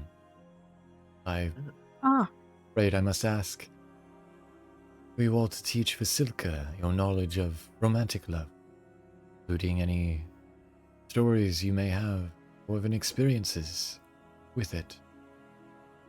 Smiles. She is to wed. If she is to wed, she must first understand the complex and irrational ways of mortal love, I see. for that of which I cannot teach.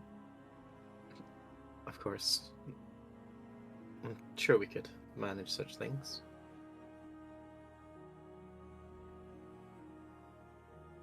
Samaya will like playfully turn to the group and mouth without saying anything. Nod it. Cere is staring Oh, at you. wait a intently. minute. Aren't you Mr. Loverboy here, after all? I really wanted to say that above table. Be like, we've got an expert over here, and give him. I don't want- No, I'm not doing that. The abbot would turn to Vasilka. Vasilka, if you could please introduce yourself. You see she'd approach before the group. Give a... she does a small, though clumsy, curtsy. She kind of stumbles a bit. Vivienne would stand up and give a curtsy in return. Mm-hmm. Hello. Sorry, would match it. Name is We'll stand up. Vasilka. And, Pleasure to meet you, Vasilka. Pleasure to meet you, Vasilka. pleasure to meet you. Somehow will bow. The knightly bow. This is probably the last emotion you're able to We'll get, by give the a way, bow back. Willow. This is probably the last service thoughts you're able to receive. Vasilka seems to be giving off a mix of curiousness, joyfulness, thoughtfulness, shyness, anxiousness, but also seems very dreamy right now. Lost in her thoughts a bit. Mm-hmm.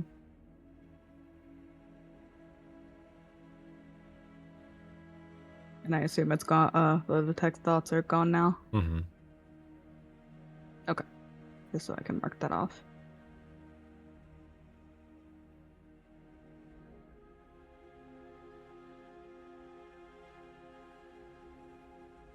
She seems to look amongst you all for whoever it is begins speaking. So, Sorry, we'll turn someone's- to Vivienne. So I have to have the birds and the bees chat again. Hey, Vivienne, I heard mean, you're the really good more at these conversations. experienced one here. You are Excuse accustomed me, to it. by the way. I really don't appreciate that sort of language. You're I think excused, Lisa. I think it's quite reductive. I think you're more than a bird. In Lady that you're Vasilka, right. if you want to come over here and sit down, I will have the conversation with you that has been requested.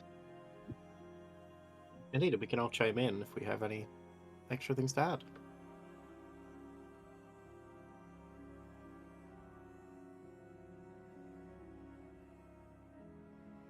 Right. So you wanted to learn about love, sex, and relationships, as it were. She nods. Yeah. We can start with the most base aspect of it, which is a one-off relationship. A spark that inspires the need for warmth and companionship. That would be something akin to a single night stand. You see something that is beautiful and warm. Or potentially something that inspires hope in you. And you want to hold it for a night. Feel safe and warm in its embrace. Only to wake up the next morning and realize that it was something fleeting and you need to build something more solid and stable. That would lead to something akin to dating between you and another individual that you like. One that you find kinship with, a sense of warmth and hope that lasts more than a single night. What is dating? Dating is spending time. multiple amounts of time with a certain someone that you don't necessarily live with. You'd be going places with them, doing things with them, like walking the grounds or sharing dinners together or other meals. Maybe they will take you shopping and buy you gifts like a beautiful dress like Willow's, or What is shopping? maybe ribbons for your hair. It is an exchange of items or currency agreed upon for services or goods. What That's is exchange? it is a giving and taking of things. Much like an exchange is when you ask a question, I provide you with an answer. Thus we have had an exchange of knowledge. You see her face kind of lightens up as she appears to appeared with a thought. Oh, like how will my husband to be? I am to give him my body, yes? As an exchange. That is, yes, that is something expected in the contract of marriage. I hope to be a But good gift. that is true. But they must have your consent, ideally. What's consent? When you willingly allow and wish for what happens to you. What is a wish? A desire brought forth from your own heart and mind. You see, she seems to contemplate. However, she will then look up to you once more and ask, are flowers a proper way to signify one's care for another? Yes, they can be. Especially when It's you a very pick them sweet out gesture. for a reason. Before you can finish your sentence, you all hear as the terrible splintering of wood suddenly splits the air, followed immediately by the sound of rattling chains, beating leathery wings, and unintelligible screams of triumph. A moment later, you would see a wide-eyed Cloven begin to rush back down the steps as he bursts down, his chest heaving as the cherubic head on his shoulder wails with distress. Marzena has escaped! The what? Yeah, Marzena. you cut out. Marzena. Oh, sorry. Marzena has escaped, is what he screeches out as the main head Batgirl pants. outside. Yeah. You would see the abbot turn to all. Apologies. I must see what I can do about this.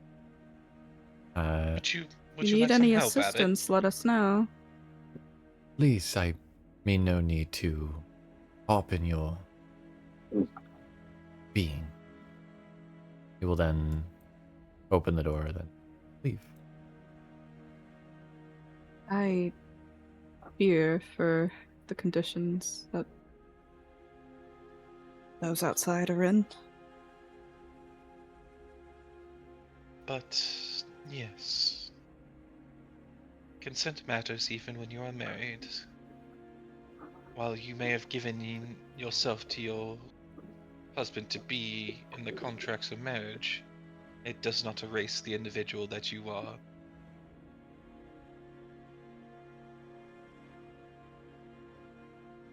Consent will always matter.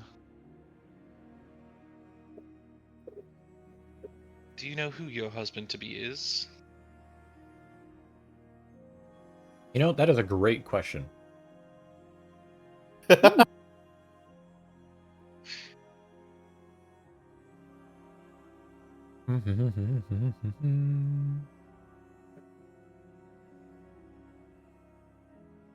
Who's the lucky guy or girl? I don't know. It's most likely a man.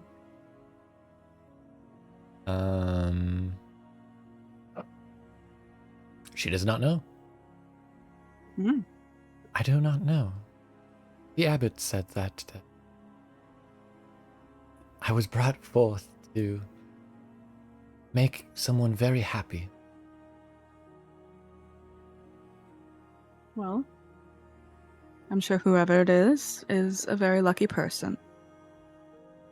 Indeed. You see, she gives a sheepish smile.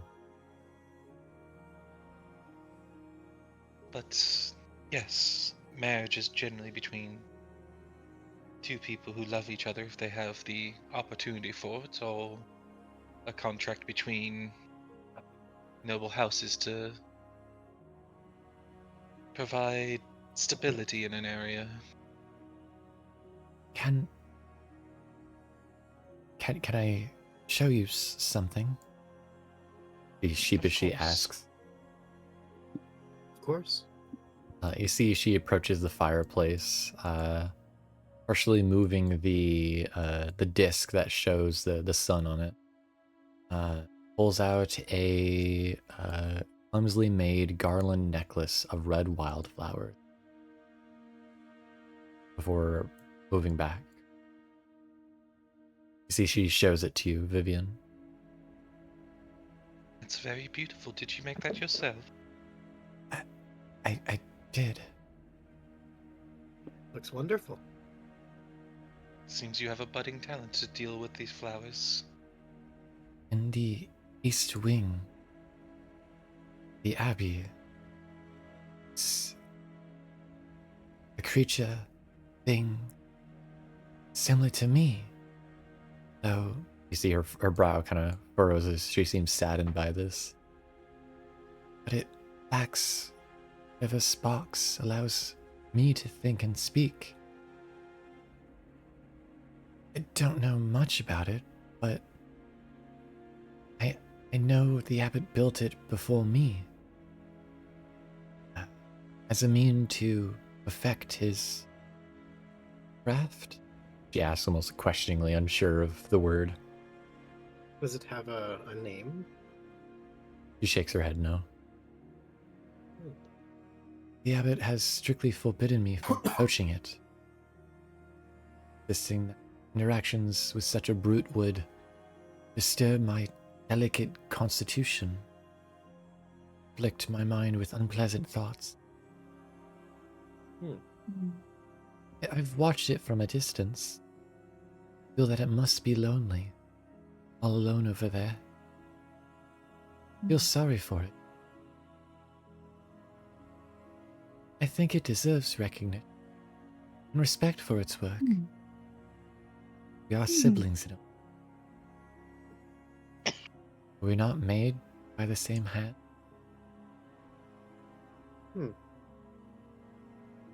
While I was exploring the garden, struck by how beautiful these wildflowers were, and linked them into a garland, give it as a gift.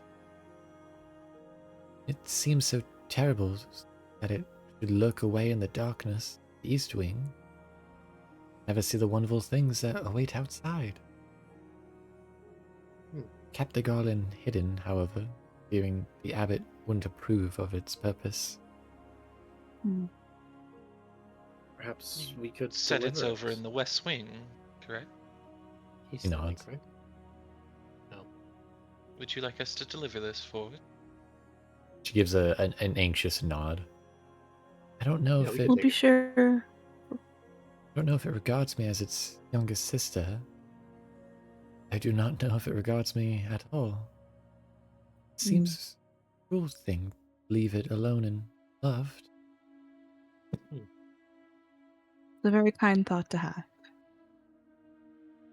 Indeed.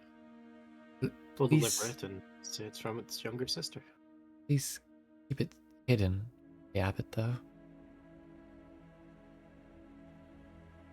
Fear he might respond, how he might respond upon learning my duplicity.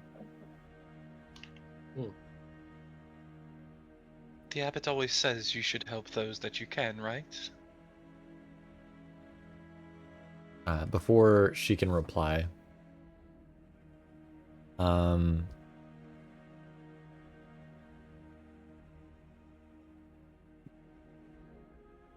sorry, I'm trying to figure out what this fully meant. My wording, wording bad. You're okay.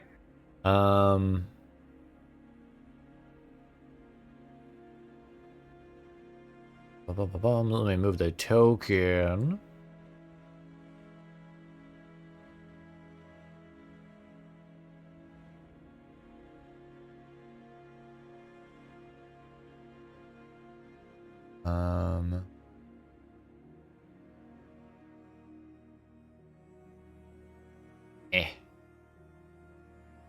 There you go. Crashing forth through the window.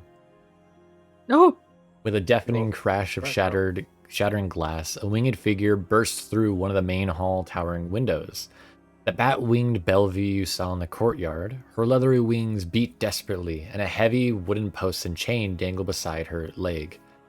As quickly as it enters, the figure is violently yanked back, stopped in her airborne escape as the posts of the chain snag on the corner of the windowsill. A wail of frustration tears from her lips as the chain goes taut. "Where's Cyrus?" she screams, gnashing her mandibles together. "Want Cyrus!" Can I try to calm her?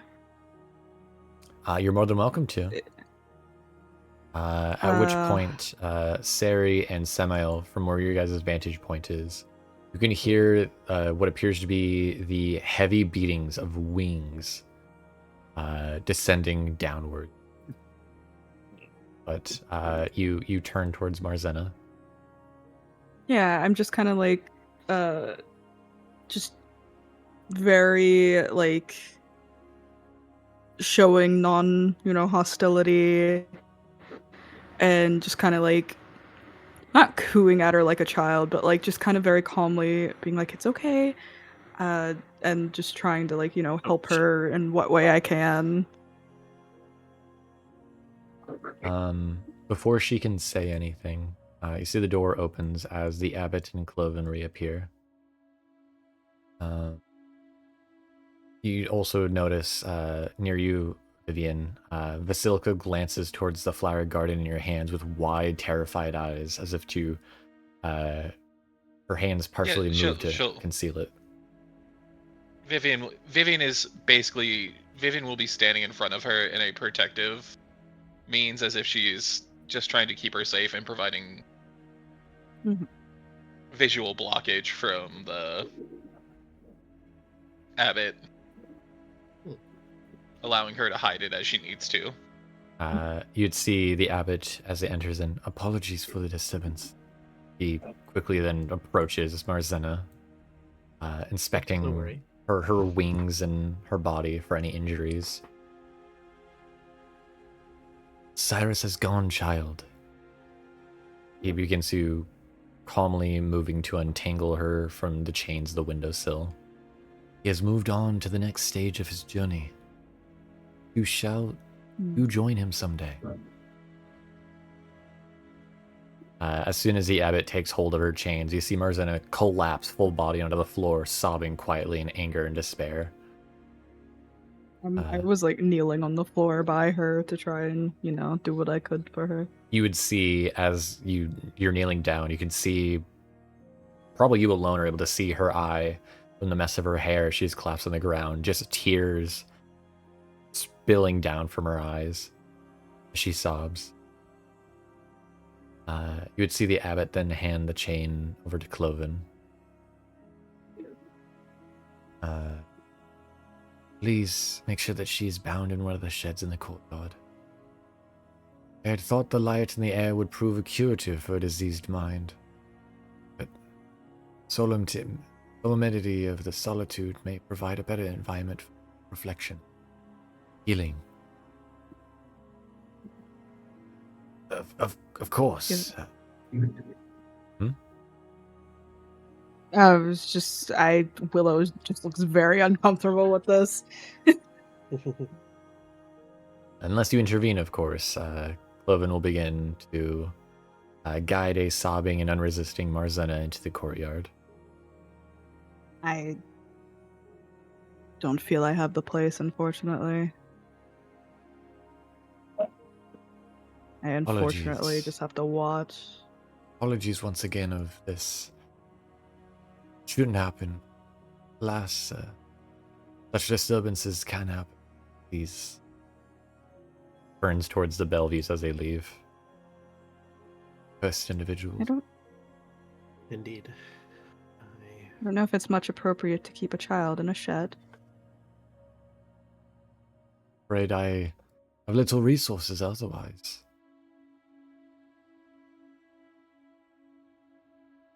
You said about the was it Silas? Was it that it moved on to the next part of his journey? Indeed. What do you mean by that, if you don't mind me asking?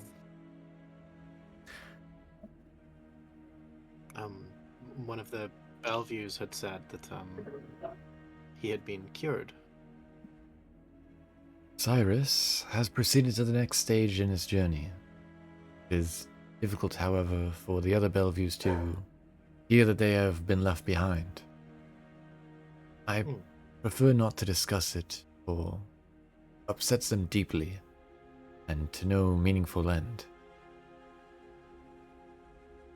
I see.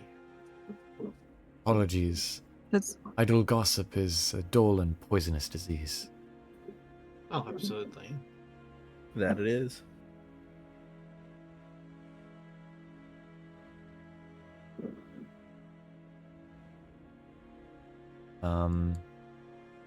He then says, however, you all wish to meet with Esmeralda, yes.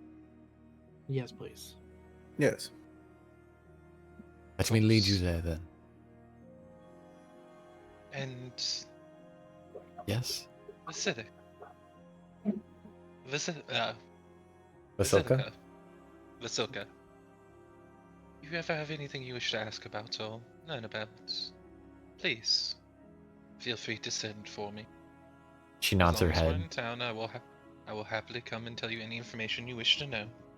She nods her head, giving a very, almost like childlike smile.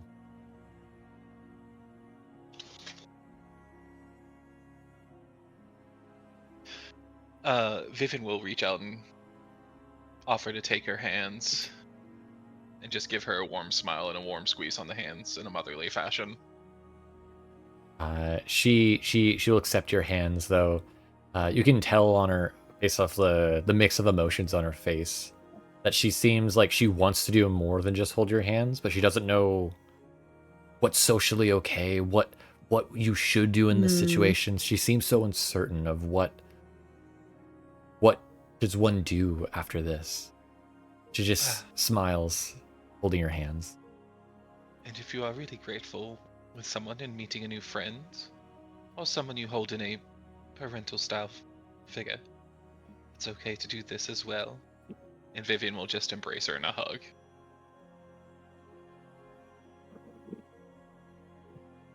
Just a warm, reassuring mom hug. Vivienne, you're not able to see this, but everybody else is very easily able to see this. Vasilka's face is twisted in a look of surprise, not of disgust or annoyance or hatred, just pure shock. You see her hands anxiously but tentatively almost like shake, then return the hug. At which point, for one, Vivienne, you're able to tell that Vasilka is very strong. A little frighteningly so. Oh. However, for Willow, Kiso, Samael, and Cere, you would see tears in Vasilka's eyes. Oh. As there you go, dear. Take one- your time with it. one may assume this might be the first time Vasilka's ever received a hug.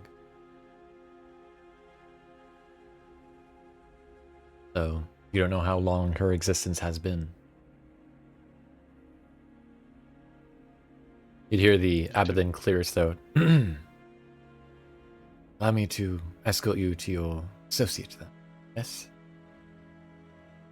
Thank you, of course, for your lessons for Vasilka. Thank you for your help. You did a wonderful job, it was a wonderful hug. I will remember it for, well, probably for a long time. She smiles and just butters out. Thank you, Vivienne. You're welcome, dear. I kind of linger for Vivienne and give Vasilka a wave goodbye. She gives an anxious wave back by. Something else of note, Vivienne, that you noticed. You did not feel a heartbeat within her. Yep, and Vivienne just has her normal, perfect, matronly smile on her face. And she's don't like very this happy place that Detect very Thoughts much. is not up right now. Oh, yeah.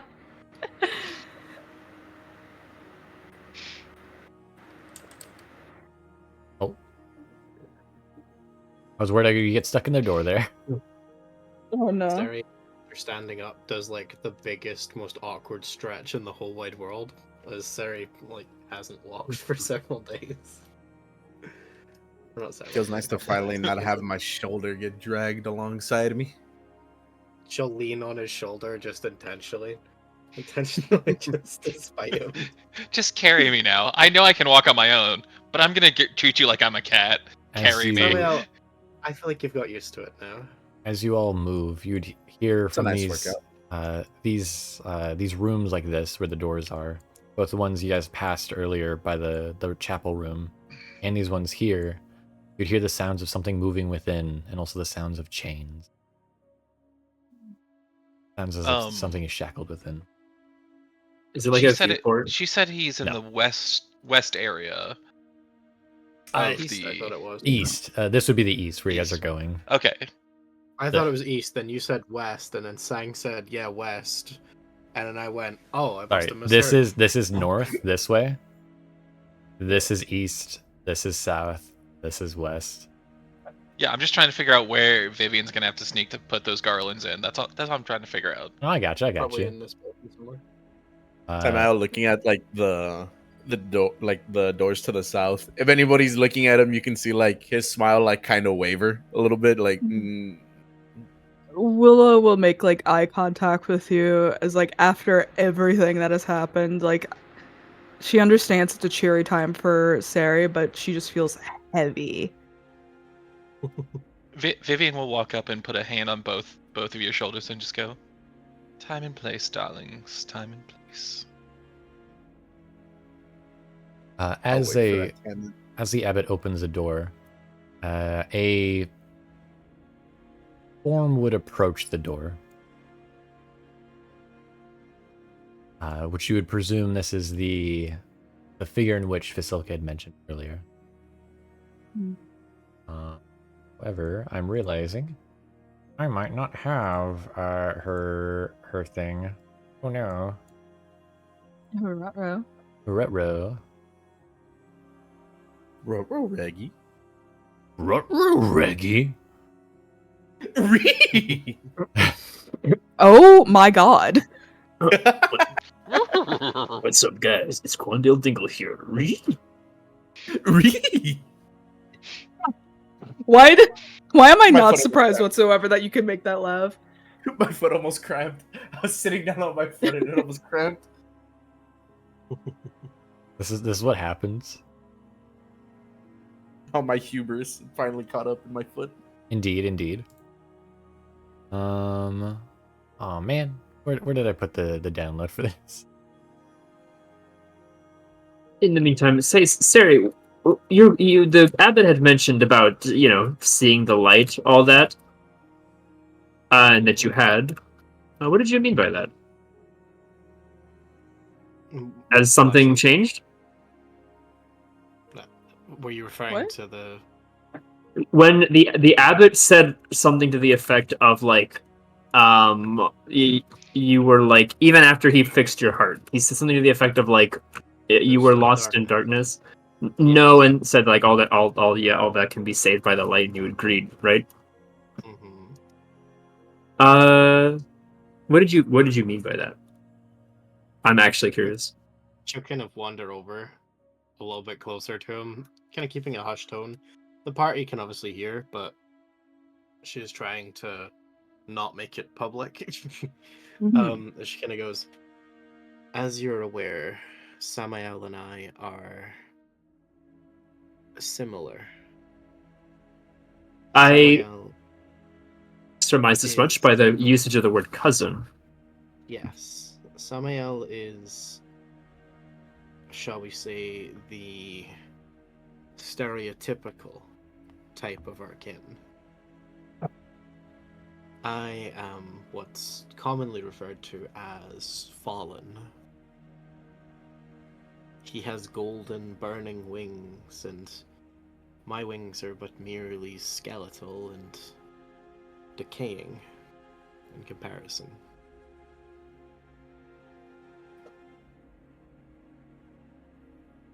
I see. I was just curious. You'd seemed like you'd almost had a change of heart, it seems. Not just in the literal sense, of course. But, I just wasn't sure about what. I guess you could say I'm filled with a bit of optimism, more than what I had before, after all. Just prior to, 10 minutes ago, I was still under the impression that I was going to be dead soon. Fair enough. Most warranted indeed. You could call it just a bit of celebration, is all. I understand. Thank you for sharing. No worries.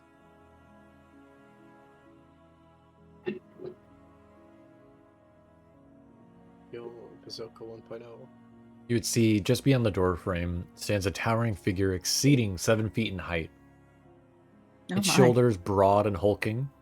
A patchwork of skin varying in color, texture, and age covers its body, crudely sewn together with thick, dark threads that zigzag across its form like a cartographer's nightmare. Muscles bulge unnaturally as if overstuffed, and you can see places where the stitching has been pulled tight, the skin almost tearing from the tension. Its eyes are deep, empty sockets filled with a dark, glassy material that reflects no light. Arms hang at its sides, each finger elongated and tipped with a jagged nail, resembling more the claws of a beast than the hands of a human. You see the abbot look to the creature golem before it. Escort our guest to Miss Devonier's chambers, if you will. He then steps to the side before bidding farewell. I hope your visit with her does you well. The golem just stands looking at you all, as if waiting for you to approach. But of course. Greetings. Do you have a Hello. name? You'd see the golem look to you, but makes no sound. Kiso, are you coming? Oh, yes, sorry, 1 sec.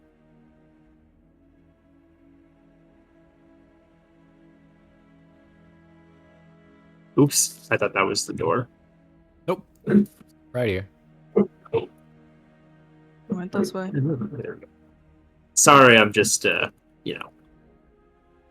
just an hard of Being hard of nosy. sight. All that. Oh, whoops. Okay, I didn't mean to do that. Sorry, I'm gonna fuck things up here. As the golem, the Silkhead told you about earlier, leads you all, you would hear from the wall here sad scratching sounds of some claws scratching against a stone, and the soft, muffled sound of a young girl crying out, "Cyrus, Cyrus!" Aww. But the golem seems undeterred and unemotional towards it all.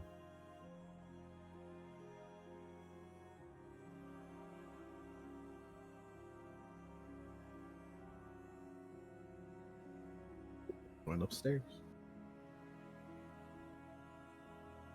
Come along, Kiso.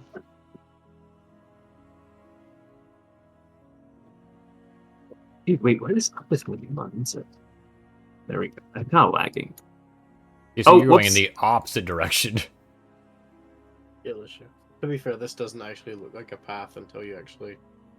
Okay, yeah, I got lost.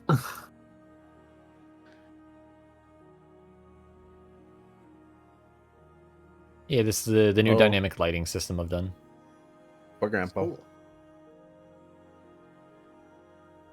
And let me I take like you it, guys but to I the next imagine floor. it's a lot of work. It's a little bit of work, not super much work though.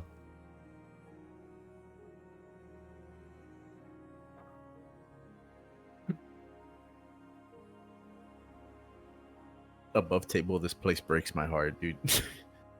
I Thank love you. this place, but I really can't Thank tell you. anything. Hearing why up until we're done earlier. with here.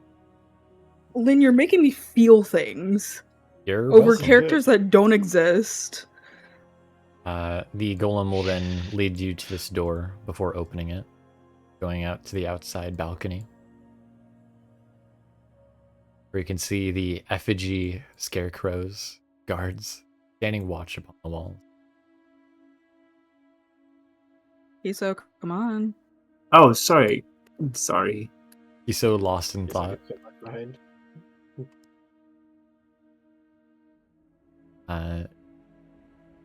Approaching the door at the barracks, You see the door is slightly ajar as a sound of scratching chalk can be heard from the other side. The golem just stands by the door, waiting. No, this must Vivienne be will the place approach then. and open it. I just realized something above table. This is going to be really, really funny. You'd hear the sound of chalk breaking Thanks. before an annoyed woman's voice curses. Damn it! At the center of this chamber is a 10-foot square section purged of mold, stands a stark contrast to the surrounding rot. An enrolled bedroll rests at the small island of cleanliness in the room, accompanied by a worn backpack and a trio of sheathed weapons lying nearby. You see a hand crossbow, a hatchet, a rapier at the side. However, beside this small camp stands a half-finished chalk circle nearly 10 feet across. A 5-pointed star inscribed across it. An olive-skinned Vistani woman stands crouched along its edge, her long black frizzy hair tied back with a wide orange-red headband. She wears a mud-stained long coat of similar color, a well-oiled suit of studded leather armor catching the light from beneath it. She seems to be wearing boots of 2 different colors, one an ordinary brown, the other a color of a dulled metallic copper. You see she glares at a snapped piece of chalk in her hand as she turns to look at you all. As you all are greeted by none other than Esmeralda de Nevier.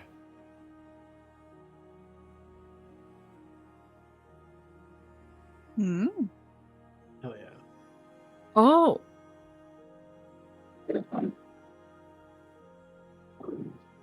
Prosthetic. Also to correct myself, you notice not a hand crossbow on the ground, a short sword. You'd also notice that the blades of the hand axe glints strangely under the light from the window.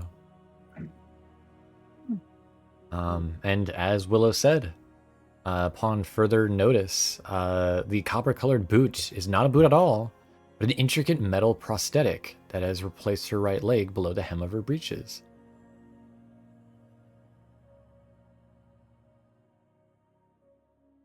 Interesting.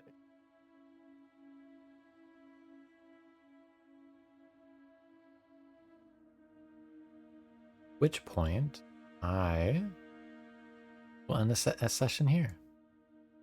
Dun-dun-dun. Dun, dun, dun. Right when we were meeting somebody new. Somebody new and somebody cool. Somebody cool Agreed. indeed. Willow hates this place. I hope you guys enjoyed the session though. No, I did. Absolutely. I'm enjoyed the enjoying session. it. It was rough, but I enjoyed it. Abbott makes me hate him. There's so many times that I was like, I want to insight like what he's doing, but I'm like, I hate and love him, but I know some stuff that I shouldn't know, and so I'm intentionally not acting upon it. But I fucking love this place. I fucking, I hate him so much, and I feel bad for all of these like. I feel bad. I want to like help these people, but I don't know them, and I don't know what they're going through. And I'm like, the fuck. counter argument I would make to Samael and to Willow is: remember what we were told at the start. These people were like dying of leprosy and stuff like that, and Their ancestors were. Their ancestors were, yes. And then they were, afflicted. If I can adopt them, I will. I am determined. At least give them better living conditions. They're just getting thrown in cells. Yeah, that's the horrible part. I think in a weird way, it's a nice way of doing, I guess, the horror that CurseofStrahd really captures. And I think it's expertly delivered in this kind of area. Willow will get her witch's hut, and I will house these people. You can keep Mark them my all fucking for yourself. words. I should have apologized to say I probably fucking crinkled your clothes and shit the way that I grabbed, like just full on gripped your clothes, getting mad. If you've seen Cere's clothes, it's not a problem. But yes, thank you guys for playing episode 26 with me. I'm glad that everybody seemed to enjoy it, and it was as emotional as I wanted it to be. I really wanted to drive home that they look like monsters. However, they are not monsters. You can't be getting me fucking invested in this. Literally the first fucking D&D set, like game I ever do, and you're like, yeah, you care about these guys? Well, Hey, what that's if? the thing, And I'm though. like, I am going to hurt this Abbott if he ends up. Well, honestly, part of me is like, be bad, please just be bad. Give me a fucking reason. They're ugly on the outside and lovely on the inside. They're good. In like a good way. Well, we'll just have to find out what Esmeralda's about next session, and, well, the truth behind the Abbot and more in future sessions, eh? I am Yep. so hyped. As next episode is the Wolves of Baratuk. Oh no. Oh, uh-oh. Well, it's been nice knowing you guys. Thank you, No, chat, you're for healed. coming to watch. Be useful. Thank you, chat, for coming to watch on our episode 26, the Abbey of Saint Markovia, and the horrors that are within. We'll see you guys next week, We are Saturday, stronger now. for episode 27, as Cere is now uncursed, fixed of her dying, broken heart. She can now feel apathy once more. In a healthy way. Yeah. However, Yay. I don't know if this is the moment of which she wishes to feel apathy once more. As, boy howdy, did I feel like twist the knife. Yep. But without further ado, You did nothing unexpected. thank you for I think watching. You mean empathy. Have a good night. Apathy is opposite. We'll see you guys next time on Deathmarch CurseofStrahd. Goodbye, chat. Bye-bye. Bye bye.